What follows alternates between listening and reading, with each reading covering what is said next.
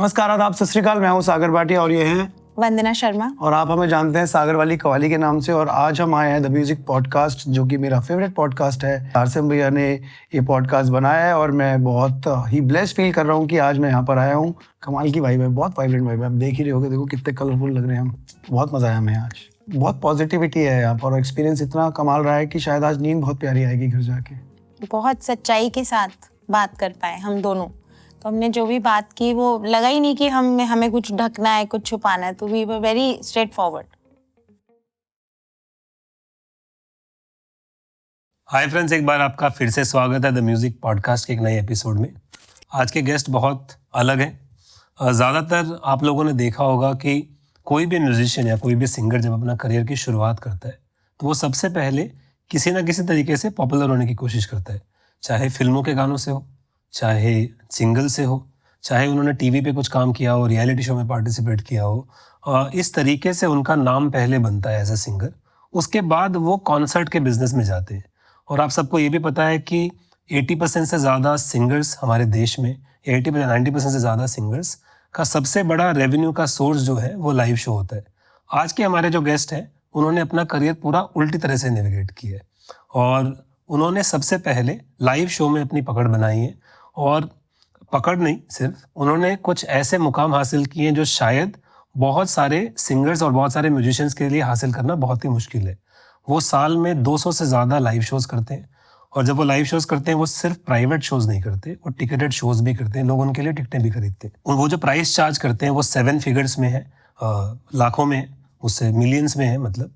और उनका जो टोटल रेवेन्यू है साल का वो मिलियंस ऑफ डॉलर्स जितना रेवेन्यू है।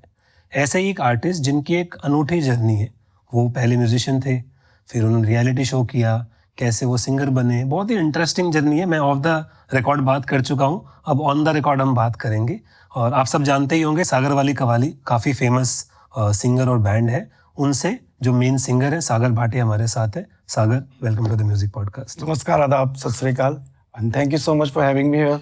आप सभी को भी नमस्कार, आदाब, सत श्री अकाल जो भी देख रहे हैं। और तारसेम भैया, मेरा आप ये समझ लें कि एक ड्रीम था आपसे रूबरू होना और अब तो मैं आपसे बात भी करूंगा। तो आज सिखाने से ज़्यादा मैं आपसे कुछ सीख के जाऊंगा जेन्युइनली।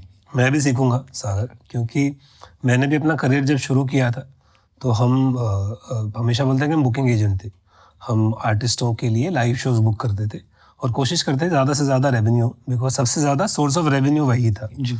तो मैंने उस टाइम ऐसा सोचा था, लेकिन इतनी जल्दी ये पॉसिबल होगा ये नहीं सोचा था। क्योंकि हमने राहुल वैद्य को देखा था, सनम बैंड था, उनको देखा था। लेकिन उस टाइम पे भी टिकटेड कॉन्सर्ट्स जल्दी से नहीं होते थे। सनम के फिर भी हुए थे टिकटेड कॉन्सर्ट्स, लेकिन आपने तो पूरी जज्बात बदल दिए, सब बदल दिया। क्योंकि इतने सारे शोज़, वो भी इस प्राइस ब्रैकेट में, और टिकटेड कॉन्सर्ट्स जहाँ पे करोड़ों रुपए की टिकट बिकी हो किसी आर्टिस्ट के लिए, बहुत बड़ी अचीवमेंट है। तो मैं एज अ स्टूडेंट ना आज आपसे सिर्फ सुनूंगा, क्योंकि ऐसे बहुत सारे सिंगर्स हैं हमारे देश में जो अपना घर लाइव शोज़ करके चलाते हैं, छोटे छोटे क्लब्स में, पार्टीज़ में, इवेंट्स में। और आपने भी वहीं से शुरुआत की है और वो सब कोशिश कर रहे हैं कि कुछ प्लेबैक आ जाए, कोई लेबल हमको सिंगल दे दे, कोई बड़ा आर्टिस्ट हमको अपने साथ रख ले, या कुछ ना कुछ करके। लेकिन उन सब की ज़रूरत को आपने दरकिनार रख के भी आपने अपना करियर और अपनी लाइफ बनाई है। तो मेरे ख्याल से काफ़ी सारे लोगों को सीखने के लिए बहुत कुछ है।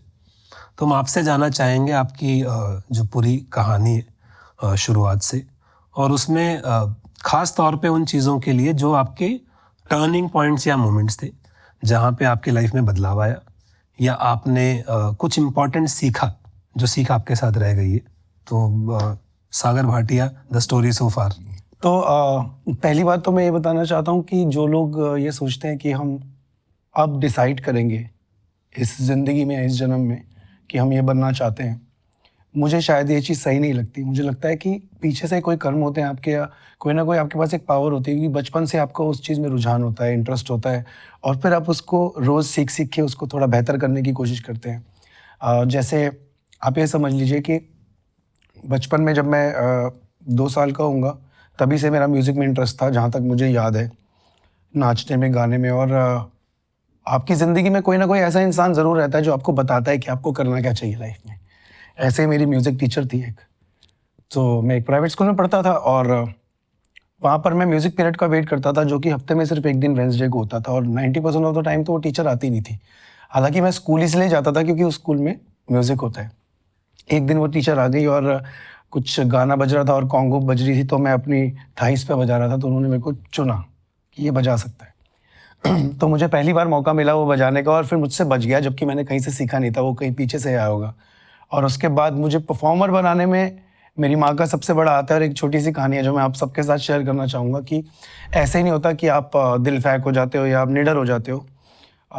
मैं स्कूल में पढ़ता था और मेरे स्कूल में फैंसी ड्रेस कंपटीशन था, और मैं बहुत लोअर मिडिल क्लास फैमिली से था, और मेरे सारे जितने भी दोस्त थे क्लास में, 5th स्टैंडर्ड की बात है, वो कोई डॉक्टर बन के आया, कोई हनुमान बन के आया, कोई राम जी बन के आया, सब कॉस्ट्यूम्स में आए थे। बट मेरी मॉम ने बोला था हमारे पास पैसे नहीं हैं कि हम तुम्हें ये कपड़े दिलाएं, तो टैलेंट पे जीत सकते हो आप। मैंने कहा वो कैसे? तो मेरी मम्मी ने मुझे शनिदेव बनाया, जिसमें एक फटा हुआ कुर्ता और एक डोलू दिया जिसमें तेल था।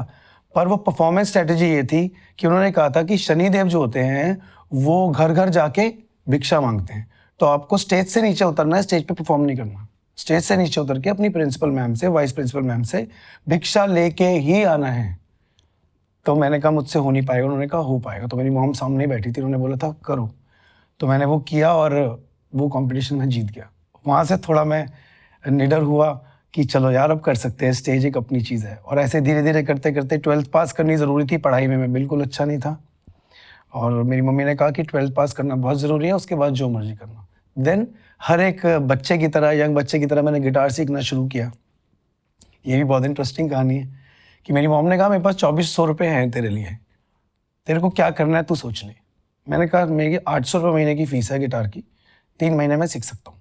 तो उन्होंने कहा सीख ले। पर वो 2 किलोमीटर दूर था मेरे घर से, तो मुझे लगा मैं पैदल चला जाऊँगा, और गिटार भी नहीं था मेरे पास, तो अपने फ्रेंड की गिटार पे सीख लेता था। मैंने 3 महीने में जो जो मुझे सीख सकता था मैंने सीखा। मैंने सर को कहा सर आगे सिखाओ। उन्होंने बोला नहीं 3 महीने में इतना ही सीखना है। मैंने कहा सर मेरे को तो आ गया है बस। उसके बाद मेरे पैसे ख़त्म हो गए तो उनको कैसे बताता। फिर मैंने जागरण में गिटार बजाना शुरू किया। सबसे ईजी नॉर्थ में, अगर आपको म्यूजिशियन बनना है तो आप सबसे पहले आप जाओगे ना, आपको कोई भी काम दे देगा। मेरी पहली कमाई 20 रुपये थी। जो गले में, अगर आप लोगों को पता हो, गले में हार आते हैं ना, तो वो आए थे, 20 रुपये का हार आया था। और मैंने पहला राग सीखा था वहाँ पे, राग देश। 20 के नोट थे या टोटल? सिर्फ 20 का एक नोट था तब। 20 का एक नोट काफ़ी था, मतलब 20 का एक नोट था, 5-5 के नोट थे तब। 20 का नोट ऐसा सच नहीं होता था इतना, 5-5 के नोट थे। और वो 4 बार आए थे मेरे पास। 4 बार भी नहीं आए थे, इनफैक्ट मेरे पास एक बार आए थे। जो मेरे साथ 3 म्यूजिशियंस थे, उनको पता था कि इसको पेमेंट नहीं मिल रही, तो थैंक यू सो मच आप सबको। तो उन्होंने वो तीनों हार मुझे दे दिए ताकि मैं कुछ घर पे लेके जाऊँ, और वो मेरी पहली इनकम थी। और फिर मैंने लेट श्री नरेंद्र चंचल जी के साथ भी 1 साल बजाया। मैंने हंसराज हंसी के साथ भी पीछे बजाया, लखविंदर लखा जो है उनके साथ बजाया, और झंडे वाला मंदिर दिल्ली में होता था वहाँ पर बजाया, गली कुचों में बजाया, बहुत सारे। और वहाँ से मेरे को सीखने को थोड़ा मिलना शुरू हुआ, क्योंकि राग देश पहली बार पता चला कि राग देश होता है, कि जिसके अंदर सस्पेंडेड कॉर्ड भी लगती है, जिसके अंदर गा नहीं लगता। मतलब ऐसी काफ़ी चीज़ें सीखी मैंने वहाँ से। करते करते फिर मुझे एक कहानी ज़िंदगी की थी बचपन में कि मैं सबको बोलता था कि मैं कॉन्सर्ट पे जा रहा हूँ, क्योंकि मेरा शुरू से था कि मैं वो कॉन्सर्ट शोज़ करने। मैं झूठ बोलता था, वो बहुत गलत बात थी। तो मैं एक दिन गया, तो जिसको मैंने बोला था कि मैं आज मेरा शो है रात को, तो मैं गया तो वो उसी चौकी में आए हुए थे। मेरे को बहुत मजाक उड़ाया उन्होंने मेरा। तो मैंने कहा इतनी बुरी चीज़ तो है नहीं जितना तूने मजाक उड़ाया। तो मैंने वो भी नहीं छोड़ा, और फिर फिल्मी गानों में बजाने के लिए सबसे सही तरीका था ऑर्केस्ट्रा में परफॉर्म करना। तो ये बात है 2008 की। 2008 में मैं ऑर्केस्ट्रा में लगा, वहाँ पे मुझे पुराने गाने सीखने को मिले, जो पता चला कि संगीत असली में है क्या, इतना मुश्किल चीज़ें वो करने लगा। तो फिर वहाँ भी कोई गेस्ट या कोई रिश्तेदार वहाँ गया, तो एक अच्छा इमेज नहीं बनता था उस समय म्यूजिशियंस का। तो मुझे किसी ने कहा कि अगर तुम्हें काम भी करना है, सीखना भी है, तो इंडिया से बाहर चले जाओ, वहाँ आपको कोई जज नहीं करेगा। Then I went to Malaysia for 3 months on a salary of 20,000 rupees a month, which was too much. और उसके ऊपर सीखने को मिलना है मुझे, वो सबसे पहले मेरे लिए ज़रूरी था। 3 महीने मन तो नहीं लगा, छोटा सा बच्चा था, कैसे मन लगेगा। मलेशिया में डांस बार में एज ए गिटारिस्ट अभी तक एज ए गिटारिस्ट जो भी कर रहे हो एज ए गिटारिस्ट कर रहा हूँ। और डांस बार में मैंने परफॉर्म किया, वहाँ पर टिप्स भी आती थी। और मुझे ये था कि बस मेरे को यहाँ से पैसे कमा के घर जाके अपना एक म्यूज़िक इंस्टीट्यूट खोलना है, गिटार क्लासेस खोलनी है, क्योंकि मैं गिटार सिखा सकता हूँ। मैंने उन 3 महीनों में टिप्स इकट्ठी कर करके रोज़ के पैसे चेंज करवा के 48,000 रुपीज़ जोड़ लिए 3 महीने में। और मेरे घर पे आके जैसे मैं दिसंबर में वापस आया 2009 दिसंबर में, मैंने आते ही गिटार क्लासेस बाय सागर भाटिया, वो आज भी गूगल पे आपको मिल जाएगा, गिटार क्लासेस बाय सागर भाटिया खोला। बाकी भगवान साथ है, नियत अच्छी थी। 50, 100, 150, 200, 300, 500, 700, 800, 1000 बच्चे हो गए। 1000 बच्चे? यस, बाप रे। 1000 बच्चों को मैंने गिटार सिखाया है अभी तक अपनी लाइफ में, जिसमें से 100-150 तो काम भी कर रहे हैं। और उस समय मुझे कुछ भी नहीं आता था कि जैसे एक स्टूडेंट ने बोला कि हमें DDLJ सीखना है, जो कि कायदे से गिटार का गाना नहीं है, लेकिन सब बच्चों को ये लगता था कि गिटार पे बजता है। तो उस बच्चे को सिखाने के लिए 3 दिन 3 रात मुझे मेहनत करनी है और फिर उनको सिखाना है। मुझे भी आ गया, मेरी किटी में ऐड होती गई चीज़ें धीरे धीरे। फिर धीरे धीरे राग पता चलने लगे, फिर कॉर्ड स्ट्रक्चर पता चलने लगा, कॉर्ड चार्ट पता चलने लगा कैसे होता है। फिर मुझे रोज़ पता चलता था कि तेरे को कुछ भी नहीं आता, और आज भी ये लगता है कि तेरे को कुछ भी नहीं आता। जिस इंसान को ये लगता रहेगा वो अगले दिन सीखता रहेगा। तो ये करते करते 2010 में मैंने सोचा अब मैं बनाऊंगा बैंड अपना। तो जागरण में जितने लोगों के साथ मैंने काम किया अपने, उनको सबको बोला तो मेरे साथ बैंड बनाओगे? सबने कहा अरे यार तू बातें कर रहा है, ऐसे नहीं होगा। मैंने कहा हो जाएगा। फिर मैंने एक बैंड फॉर्म किया कॉल द सोल, और ये लिखा हाथ में। 2010 जुलाई में मैंने गार्डन ऑफ 5 सेंसेस में बैटल ऑफ बैंड्स किया, जिसमें मैंने अपनी खुद की ओरिजिनल कॉम्पोजिशन अपने सिंगर से गवाई अरेंज करके, और वो हम जीत गए। उसमें मैं 25,000 रुपीज़ का बड़ा सा चेक मिला जो आज तक कैश नहीं हुआ। उसमें से हमने 15,000 की पार्टी भी कर ली, जो मैंने कहा मैं दे देता हूँ, जब कैश होगा तो मैं ले लूँगा। पर मैं बच्चों को सिखाता था, अच्छे स्टूडेंट्स थे मेरे पास। 800-900 रुपये फीस भी मैं लेता था एक बच्चे से, हफ्ते में 3 दिन क्लास, तो सही चलता था। फिर जैसे मैंने भैया से ही सीखा है कि कुछ नया करने के लिए पीछे वाली चीज़ को थोड़ा स्टॉप करना पड़ता है, वो आपको एक अपने ऊपर दृढ़ निश्चय लेना पड़ता है कि हम करेंगे।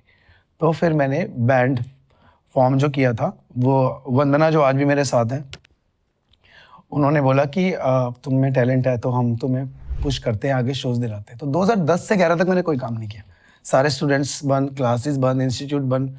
और वो सर्वाइवल के लिए मेरी दोस्त वंदना जो आज मेरी मैनेजमेंट भी है, उन्होंने मेरी जॉब लगवाई स्कूल में एज ए म्यूज़िक टीचर।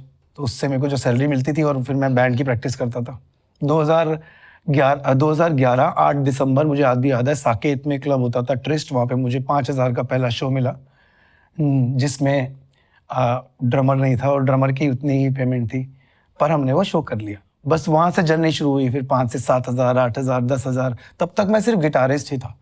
और क्योंकि भगवान आपके साथ होता है हमेशा, तो भगवान ने एक मौका दिया मुझे, जब मेरे सिंगर को लू जाना था, और वो 10 मिनट के लिए मुझे माइक मिली, और वो माइक पे मैंने गाया और लोगों ने बहुत पसंद किया। तो उस दिन मुझे रियलाइज़ हुआ कि मेरी मम्मी कहती है कि तुम्हारी आवाज़ कैलाश खेर से मिलती है, तो सब भी कहते हैं ये बात। तो मेरे को तब से सूफ़ी गाने का शौक़ हो गया। तो फिर मैंने अपना सूफ़ी रॉक बैंड बनाया अकेले, क्योंकि मेरे बैंड ने तब मुझे सपोर्ट नहीं किया, क्योंकि मैं नया नया था। पर 2 लोगों ने किया उसमें से। एक का नाम बॉबी पाठक है, जो आज भी बहुत अच्छा परकशन प्लेयर है, और हर्षदीप जी के साथ बजाते हैं, शिवानी कश्यप के साथ बजाते हैं। तो उसके हाथ पे भी द सोल लिखा हुआ है। तो उसने मुझे कहा मैं तेरे साथ चंडीगढ़ चलता हूँ। चंडीगढ़ जाके मैंने एज अ सिंगर अपनी जर्नी शुरू करी।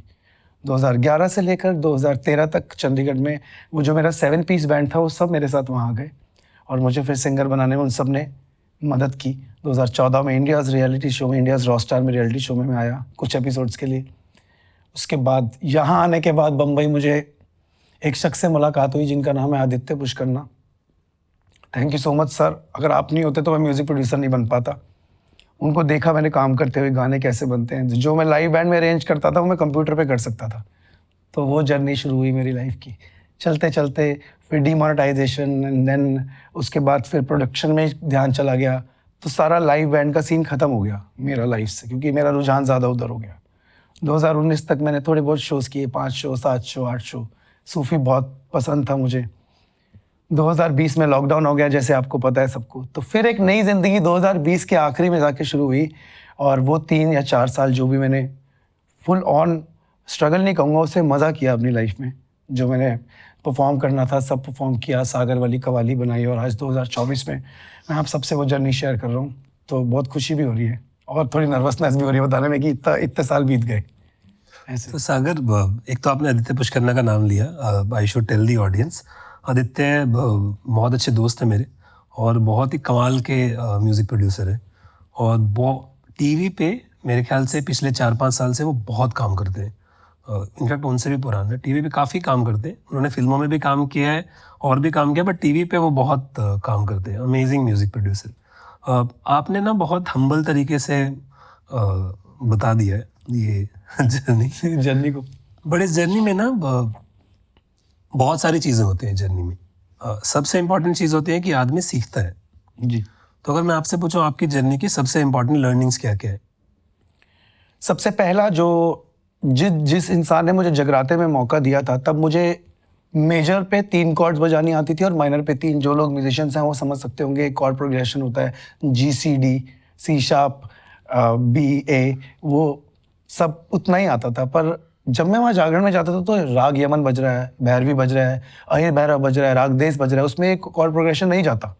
तो मेरे को उन्होंने बिठा के सिखाया, चाय भी पिलाई, समोसे भी खिलाए और बताया कि राग देश एक ऐसा राग होता है जिसमें गंधार नहीं लगता और इसमें सस्पेंडेड कॉर्ड लगती है और उसमें आपको बीच की फिंगर हटानी होती है। तो ऐसे मैंने पहली कॉर्ड सीखी, फिर दूसरा राग सीखा, फिर यमन सीखा जिसमें सेकंड मेजर लगती है, तीव्र माँ लगता है, नी से उसका आरोह शुरू होता है, ये सीखा। तो ये जो सालों भर ऐसे जर्नी होती गई और ऐसे गानों के लिए आपको बदले में भी कुछ करना पड़ता है। ऐसा नहीं है कि आपको सिर्फ सीखने को मिलता है, आपको डांट खानी पड़ती है, आपको अपने आप को हम्बल रखना पड़ता है, सीखने की इच्छा रखनी पड़ती है। ऐसे ही जब मैं मलेशिया में जो आपको कहानी बताई मैंने, वहाँ पर भी जब मैं था तो सबके कपड़े मैं ही धोता था, सबके लिए खाना गर्म मैं करता था, सबके कपड़े सुखाना, सबकी डांट खाना, सबके कमरे की सफाई करना, घर वालों को मिस करना और फिर एक गाना सीखना कि जैसे कि ये कहाँ आ गए हम यूं ही साथ साथ चलते। उसकी शुरुआत में गिटार का पार्ट था, उसको करने में 4 दिन लग गए, लेकिन जब वो बजा और चांद फिर निकला, अब मगर तुम ना आए, ऐसे गाने तब सुने। सुहानी रात ढल चुकी है, अजीब दास्तां है, ये इनके कॉर्ड प्रोग्रेशंस कमाल थे, बाकमाल थे। तो सीखते सीखते साथ में काम भी करना पड़ता था। शायद वो उन गुणी लोगों की जो हमने सेवा करी उसी का फल था कि हमें थोड़ी थोड़ी चीज़ें। और आज तो बहुत सिंपल है यार, आप ऑनलाइन जाके सीख सकते हो। मतलब उस समय मैं इतना बूढ़ा नहीं हूँ, बट उस समय पे ऐसी कोई नॉलेज नहीं थी कि आपको सीधा एक बार आप टाइप करो और आपको कॉर्ड प्रोग्रेशन और ये सब मिल जाए। आज तो हम जब बैठते हैं प्रोडक्शन करने के लिए तो हम कॉर्ड प्रोग्रेशन लिखते हैं, बस आपको चूज़ करनी होती है कॉर्ड्स, वो बन जाती है। पर हमें वो कॉर्ड बजाना, उसकी तार में उठना हो, फिंगर्स कट जाना, पूरी पूरी रात प्रैक्टिस करना। एक छोटे से कमरे में रहता था मैं इतने से, जिसमें एक सोफ़ा था, एक बेड था, दादी, मैं, मम्मी, पायल, पापा सब एक साथ, सबको सोना होता था। तो मैं क्या करता था, नोकिया 1100 फ़ोन होता था, उसमें स्टार दबा के टॉर्च जलती थी ना, तो ऐसे रजाई ऊपर ले लेनी और ऐसे पैर के ऊपर टॉर्च लगा लेनी और इलेक्ट्रिक गिटार पे बस प्रैक्टिस करते रहना कि आवाज़ भी ना आए और प्रैक्टिस भी चलती रहे। तो मेहनत तो करनी पड़ती है देखो साथ साथ। और आपकी सबसे डिफिकल्ट डिसीजंस कौन से थे इस पूरे दौरान में, और आपने कैसे लिए वो डिसीजंस? सबसे पहला डिफिकल्ट डिसीजन मेरी लाइफ का ये था, मेरे बच्चों को गिटार सिखाना बंद करना, जो मेरी ब्रेड एंड बटर थी, क्योंकि मैं बहुत अच्छा कमाता था उसमें। मतलब अगर मैं आपको बताऊं कि एक महीने में 100-125 बच्चे तो आते ही थे, और अगर 1000 रुपये भी एक बच्चा देता है तो रेंट, बिजली सब निकाल के 60-70 हज़ार रुपये बच जाते थे और घर भी अच्छा चलता था। लोअर मिडिल क्लास फैमिली से था बिल्कुल ही, मतलब कि खाने के भी वांदे वाली वाइफ होती है ना, जो वो थी हमारी। पर वो हमारे लिए बहुत था कि हमारे घर में टीवी भी आ गया था, वॉशिंग मशीन भी आ गई थी, किचन भी बन गया था, सिंक बहुत नॉर्मल चीज़ होती है ना सबके लिए। तो हमारी मम्मी जो है वो बाल्टी में बर्तन रख के बर्तन धोती थी, तो कमर में भी दर्द होती थी। तो सबसे पहली चीज़ जो मैंने घर में लगाया था बच्चों को सिखाने का, वो था सिंक, जिसमें खड़े होके आप बर्तन धो सकते हो। और वॉशिंग मशीन ली, कूलर लगवाया और टीवी लगवाया, ये जो बेसिक नीड्स होती हैं। और ऐसे ये सब चल रहा था उसी से ही। गाड़ी भी खरीद ली थी मैंने, जिसकी 6000 रुपीज़ EMI जाती थी। तो वो सब छोड़ने में इन सब चीज़ों को मतलब डर लगने लग गया था कि 30-40 हज़ार रुपये महीना कहाँ से निकालूंगा। पर शिद्दत से काम किया था तो कभी ऐसा नहीं हुआ कि हाँ मतलब ऊपर नीचे चलता रहा। पर सीखने को जब मिलता था ना सर, सुकून हो जाता था लाइफ में। रात को ना अच्छी नींद आती थी। वो क्या ना, कूप मंडूप होता है ना, सुबह गए वही बजाया वही रात को, बस। तो नया कुछ नहीं हो रहा था, पर सीखा तो बहुत मज़ा आया मुझे। और वो टफ डिसीजन था पहला, क्योंकि वो मेरा ब्रेड एंड बटर था। और उसके बाद दूसरा, अपनी माँ को छोड़ के जाना मलेशिया, जिसको पता ही नहीं है, कभी हवाई जहाज़ में नहीं बैठा। इतनी फनी स्टोरी है देखो कि अगर मैं हवाई जहाज़ में बैठा हूँ, 1 घंटे से हवाई जहाज़ चल रहा है, तो मैंने किसी से पूछ लिया कि कब पहुँचाएंगे, तब वो रनवे पे ही था। तो मुझे ये भी नहीं पता था कि उड़ के वो कैसा लगता है, मतलब फील आती है। और मतलब बहुत अजीब कहानी है, लेकिन बहुत मज़ेदार कहानी है। तो फिर मेरे को उन्होंने बोला अभी तक उड़ा नहीं। और जब वो उड़ा, मैं पूरे रास्ते सोया नहीं कि अब ये उड़ कैसे रहा है, बस इतनी इंटरेस्टिंग चीज़ लग रही थी मुझे कि उड़ कैसे रहे। जब मैं मलेशिया पहुंचा पहले दिन, बस शुरू के 10 दिन तो बहुत तकलीफ में थे, स्टाफ फूड खाना पड़ता था। पर जिस दिन से मेरे को हैरी भैया अगर आप भी सुन रहे हो तो थैंक यू सो मच मेरे को सिखाने के लिए। हैरी भैया आज भी मिक्का सिंह के साथ कीबोर्ड प्ले करते हैं और उन्होंने मुझे सिखाया जो भी सिखाया उस 3 महीने के दौरान। वो भी एक डिसीजन डिफिकल्ट था, रॉ स्टार से भाग जाने का डिसीजन बहुत डिफिकल्ट था, वो भी एक कहानी है। मतलब बहुत सारी चीज़ें हैं डिफिकल्ट। रॉ स्टार से क्यों भाग गए थे आप? रॉ स्टार में ऐसा था कि मैं बहुत कूदता हूँ जैसा आप लोगों ने देखा होगा, तो क्योंकि मैं आप सबके लिए परफॉर्म करता हूँ जो भी आप देख रहे हो, क्योंकि जब मैं आप सबके लिए परफॉर्म करता हूँ ना, मेरे खुद के लिए हो ही जाता है। मेरे को खुशियाँ बांटने का व्यापार है। मेरे से कोई पूछता है कि आप क्या करते हो, तो मैं कहता हूँ मैं खुशियाँ बांटता हूँ कि दिन भर की थकान मिटानी है तो सागर वाली कवाली सुनने आ जाओ। तो मेरा यही काम तब भी था, तब इतना रिकग्नाइजेशन नहीं थी लाइफ में, तो मेरे को एक शो पे जाना था बहुत ज़रूरी, पर मुझे जाने नहीं दिया गया और जो मेरे को करना था वो मैं कर नहीं पा रहा था, मन नहीं लग रहा था, मम्मी की याद आ रही थी तो भाग गया। और सबसे एम्बैरेसिंग मोमेंट कौन सी थी आपकी पूरी जर्नी की? बहुत शर्म आई हो जहाँ? ओके, ये भी बहुत कमाल आपने सवाल पूछा, मतलब आज तक किसी ने मुझसे सवाल नहीं पूछा। अगर वो ना होता मेरी ज़िंदगी में तो आज मैं गिटार प्लेयर या म्यूजिशियन नहीं होता। मेरे चाचा जी ने, जिनका नाम है विनोद, वो आज भी जब तक चंचल जी थे उनके साथ पैड बजाते थे, उन्होंने कहा बेटा तू क्या घर पे कर रहा है, तेरे को मैं लेके चलता हूँ। तो चंचल जी बहुत ही क्यूट इंसान थे, जिनको पता था इसको बजाना तो आता नहीं है, लेकिन चलो बच्चे का काम चलता जा रहा है, चलता जाएगा। एक दिन मैंने दिल दे दिया है गाने का पार्ट तैयार किया, एक गाने में ये बजाऊंगा, और एक चौकी हो रही थी, मैंने बोला मैं बजाऊंगा, तो चंचल जी ने मेरी तरफ देखा और बोला बजा, और मेरा हाथ फिसल गया। इतने बड़े बड़े स्पीकर्स में सब खराब कर दिया मैंने। वो रात, शायद उस रात के बाद कई रातें मैं सोया नहीं, और उसके बाद दिल्ली में सबसे फास्टेस्ट फिंगर जिसकी गिटारिस्ट की चलती थी, वो 6 महीने में मैं था उस रात के बाद। तो वो बहुत एम्बैरेसिंग मोमेंट था। और आजकल के कुछ जो यंग बच्चे हैं शायद नरेंद्र चंचल को नहीं भी जानते होंगे। नरेंद्र चंचल का एक दौर था, मेरे ख्याल से तकरीबन 20 साल तक वो डिवोशनल माता की चौकी जागरण के सबसे बड़े, सबसे पॉपुलर कलाकार थे हमारे देश के। अच्छा, इस जर्नी में आपका सबसे फनी मोमेंट कौन सा था? फनी मोमेंट, ओके, तो फनी मोमेंट ये था कि रॉकस्टार नई नई मूवी आई थी मुझे सिंगर बनने की चिल तो थी बहुत ज़्यादा कि भाई मेरे को सिंगर बनना है। तो मैंने बंदा को बोला यार रॉकस्टार मूवी आई है और मैंने ना 3 गाने तैयार कर लिए हैं, और मैं वैसे ही बाल बड़े भी कर लिए मैंने, और हैरम वैरम पहन के ना मैंने परफॉर्म करना है, तो सिंगर को बोल दो कि मेरे को एक गाना गाने देगा। तो सिंगर ने बहुत मना किया, इसको नहीं गाने देना। मैंने कहा नहीं मैं तो गाऊंगा। तो हमने खुद ही अपना एक शो प्लान करके मैंने कहा आज मैं पूरी वाइब लूंगा, वो वाली रॉकस्टार वाली वाइब लूंगा। भाई मेरे से ना इतनी मेरी बेइज्जती हुई ना उस दिन, बेइज्जती क्या मजाक ही हुआ। तो मैं ना बहुत अग्रेसिव हो गया, उतर गया, माइक लेके भाग गया, गिटार बजाना छोड़ दिया, किसी के पास गया, मैं बाल हिला रहा हूँ ये वो सब। तो बाद में वो वीडियो दिखा के लोगों ने मेरा 1 साल तक मजाक उड़ाया। तो वो सबसे ज़्यादा एम्बैरेसिंग मोमेंट थी मेरी लाइफ की। ऐसी कौन सी चीज़ है जो आपने आप जब कर रहे थे तो आपको ऐसा लगा कि यार ये तो बेस्ट काम हो गया, अब तो मैं अराइव हो गया, लेकिन बाद में कुछ नहीं हुआ? ऐसा कभी हुआ है? हाँ, वो उसका मेरे हिसाब से सबकी लाइफ में ऐसा होना चाहिए। मेरी लाइफ में तो बेनिफिशियल रहा। 2014 में जब मुझे इंडियन रॉकस्टार से कॉल आया तो तब मैं बहुत एक नॉमिनल अमाउंट लेता था, शोज में तब भी करता था। पर जब मैं टीवी पे आ गया ना, हवा आ गई। प्लीज़ हवा मत आने देना लाइफ में कभी, वो बहुत बुरी चीज़ होती है। हवा आ गई तो मैंने कहा अरे अब तो सब सही है, टीवी पे आ गए, लोग भी जानते हैं, फोटो खिंचवा रहे हैं ये वो। तो हवा आ गई तो भगवान जी ने ऊपर से बोला मुझे कि बेटे मैं अभी बैठा हूँ, तो उन्होंने मुझे यूँ उठाया और यूँ पटाख के मारा नीचे।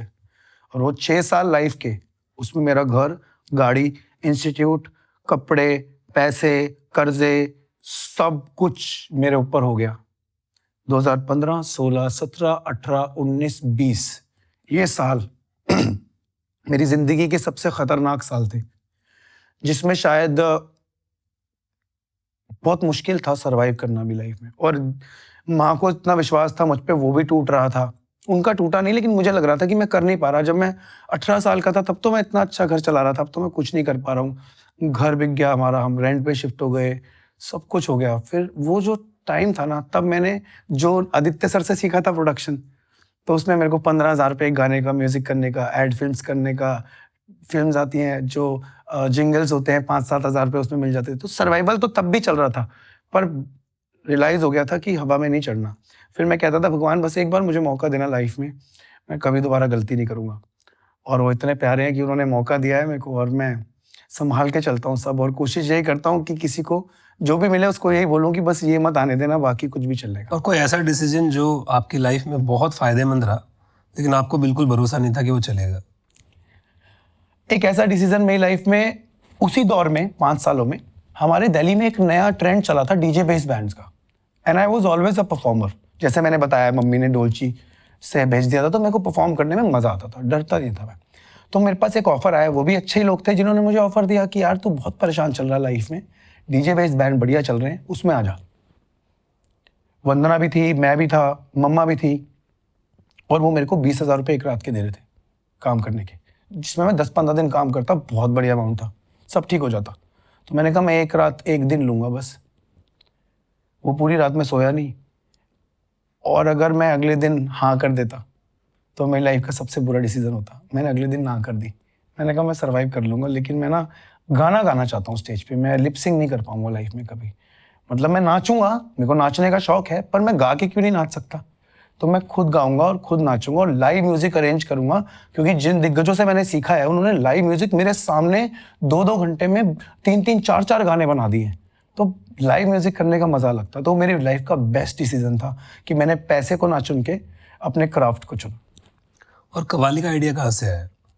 कव्वाली शुरू से 2011 में जो मैंने सबसे पहला परफॉर्म किया था, वो अखियाँ उड़ीक दी गाना था, जो लाइफ में पहली बार परफॉर्म किया था।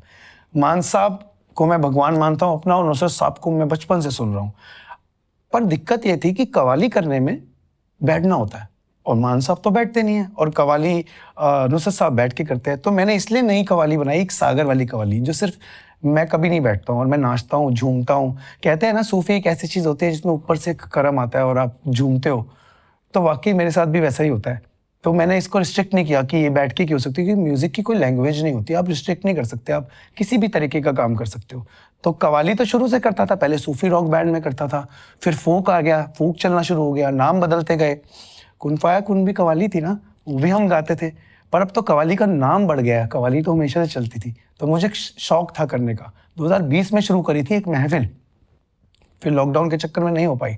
फिर सागर वाली कव्वाली तो करनी ही थी। नाम सागर वाली कव्वाली इसलिए रखा क्योंकि वो मेरे अंदाज की कव्वाली थी। बाकी कव्वाली मैं शुरू से करता हूँ। अगर आप पुरानी वीडियोस देखेंगे तो रॉस्टर का पहला गाना मैं छल्ला गाया था, मान साहब का। मेरा पिया घर आया भी रॉस्टर में मैंने गाया था।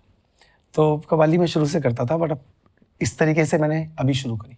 और कभी ऐसा फील नहीं आया कि यार मेरा प्लेबैक नहीं हिट है, यार मुझे प्लेबैक करना चाहिए, तो या मुझे सिंगल्स पे ज़्यादा फोकस करना चाहिए, ऐसा कभी फीलिंग नहीं आया? सर वो जो मेरा घर बिका है ना, वो इसी की वजह से बिका है। कैसे? मतलब वो ऐसा हुआ कि एक दौर चलता था, आप सबके साथ भी होता होगा, आई एम श्योर, कि आप सोचते हो कि यार गाने तो इतने बने हुए हैं, इनको रिलीज कर दे कोई लेबल, या हम नहीं कर पा रहे। तो जब मैं लेबल्स के पास जाता था तो वो कहते थे वीडियो बना के लेके आओ, हम रिलीज कर देंगे, प्रमोशन हम करेंगे, वीडियो आप बनाना। अब वीडियो बनाने का खर्चा 3-4 लाख 5 लाख तो होएगा ही, फिर गाना बनाना। अब इतने भी पैसे नहीं थे कि कोई अरेंजर हायर कर लो या कोई लिरिक्स राइटर हायर कर लो। इससे लिरिक्स लिखने की भी आदत पड़ गई, कंपोज करने की बात पड़ गई। सीखा मैंने हर चीज़ से, लेकिन नुकसान भी साथ साथ चल रहा था। तो ये करते करते जैसे एक लेवल के पास गया, उन्होंने कहा चलो आप देखना, मेरे सिंगल्स रिलीज है ऑलरेडी, जो आप तक शायद नहीं पहुँचे लेकिन पहुँच जाएंगे कभी ना कभी, और शिद्दत से बनाए हुए हैं, सच्चे दिल से। तो 5 लाख रुपए लगा दिए, कहीं से अरेंज कर लिए, उधार चढ़ गया, शोज आने बंद हो गए, गाना हिट नहीं हुआ। 1, 2, 3, 10 से ऊपर गाने होंगे। तो ये करके 1 CR तक तो मैं डेड हो गया था अंदर। तो फिर अब मेरे को टेंशन होती थी, नींद नहीं आती थी। तो मेरी माँ ने कहा कि तू म्यूजिक करना चाहता है तो चैन से कर, कोई बात नहीं, हम ये सब उतार देंगे। तब हम लोगों ने वो डिसीजन लिया था कि हम रेंट पे शिफ्ट हो जाएंगे। तो ये सिंगल्स की वजह से ही हुआ था। और अब मेरा एक गाना 22 मिलियन ऑर्गेनिकली है, जिसमें कोई वीडियो नहीं है, एक फोटो लगाई हुई है और खुद मिक्स मास्टर और खुद म्यूजिक करके डाला हुआ है। उसका नाम है सादगी, आप सुनिएगा। अब वो 22 मिलियन बोल रहा हूँ तो शायद 23 भी हो गया होगा। ऐसे ही गाना है जब कोई बात बिगड़ जाएगा का रीमेक, वो 19 मिलियन है।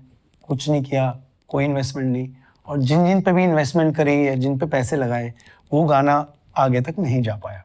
ये मेरे साथ, ये मेरा एक्सपीरियंस है लाइफ का। तो अगर आपका गाना अच्छा है तो वो अपना रास्ता खुद ब खुद बना लेगा, चाहे इस साल या चाहे आने वाले 5 साल बाद। तो बस पेशेंस रखना है। ट्रू। तो आपने सागर की कव्वाली एग्जैक्टली कब शुरू की?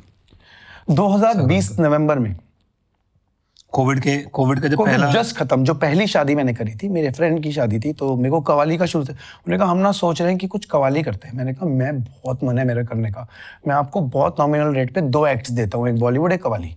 उन्होंने कहा डन। तो मैंने वो सेट प्रिपेयर किया, आज भी उसकी वीडियो आप देखिएगा। जो सबसे पहली महफिल मैंने करी थी, सूफियाना शाम करके। तो उसका नाम आपने सूफियाना शाम रखा था? मैंने नहीं रखा था, मैंने कोई नाम नहीं रखा था उसका, वो जिन्होंने वीडियो चलाई उन्होंने सूफियाना शाम कर दिया। तो सूफियाना शाम 2020 नवंबर में करी थी। मेरे चैनल पे तो अब नहीं है, स्पेयरमेंट करके एक चैनल है, उनके चैनल पे डली हुई है 2020 में ही। और जब मैंने वो करी उसके बाद कव्वाली का ट्रेंड आ गया, मैंने कहा ये तो मैंने पहले कर दिया था, तो वो उतना एक्सपोजर नहीं मिला मेरे को उसका। तो फिर पहला जो मैंने ऑफिशियली शो किया, जिसका नाम सागर वाली कव्वाली उसी दिन रखा, वो था 2 जुलाई 2022, स्टूडियो एक्सो गुरुग्राम। एक क्लब है जिन्होंने मुझ पर ट्रस्ट दिखाया, वंदना ने मुझ पर ट्रस्ट दिखाया और मेरी मम्मी ने मुझ पर ट्रस्ट दिखाया। और इसकी एक कहानी और बतानी छोटी सी, कि जब मेरे को उस शो पे जाना था तो मेरे पास कपड़े नहीं थे पहनने के लिए, तो मैंने एक दोस्त से एक वो अनारकली ली और अपनी बहन की शादी की एक इंडो पड़ी थी वो ली और मम्मी की लेगिंग्स ली, और इन तीनों को मिला के मैंने अपना अटायर बनाया जो आज भी मैं पहनता हूँ और लोग कितना पसंद करते हैं। सच्चाई थी लेकिन उसमें तो चल गया। और 2022 के बाद तो जर्नी बस ऊपर वाले का करम है, वो जो कर रहे हैं वो सभी वही कर रहे हैं और आप लोगों का प्यार। पहले शो के कितने पैसे मिले थे आपको, याद है? बहुत ज़्यादा, मेरी वैल्यू के हिसाब से बहुत ज़्यादा, 2 लाख रुपए। वाह। और इस ये बात वाले को 2022 वाले के। हाँ जी, 2 और इस बात को सिर्फ 1.5 साल हुए, 1.5 साल। जुलाई 2 साल हो जाएंगे 2-3 महीने बाद। पर 2014 में 5 लाख मिलते थे, 2014 में 5 लाख मिलते थे और महीने में बहुत सारे शोज मिलते थे।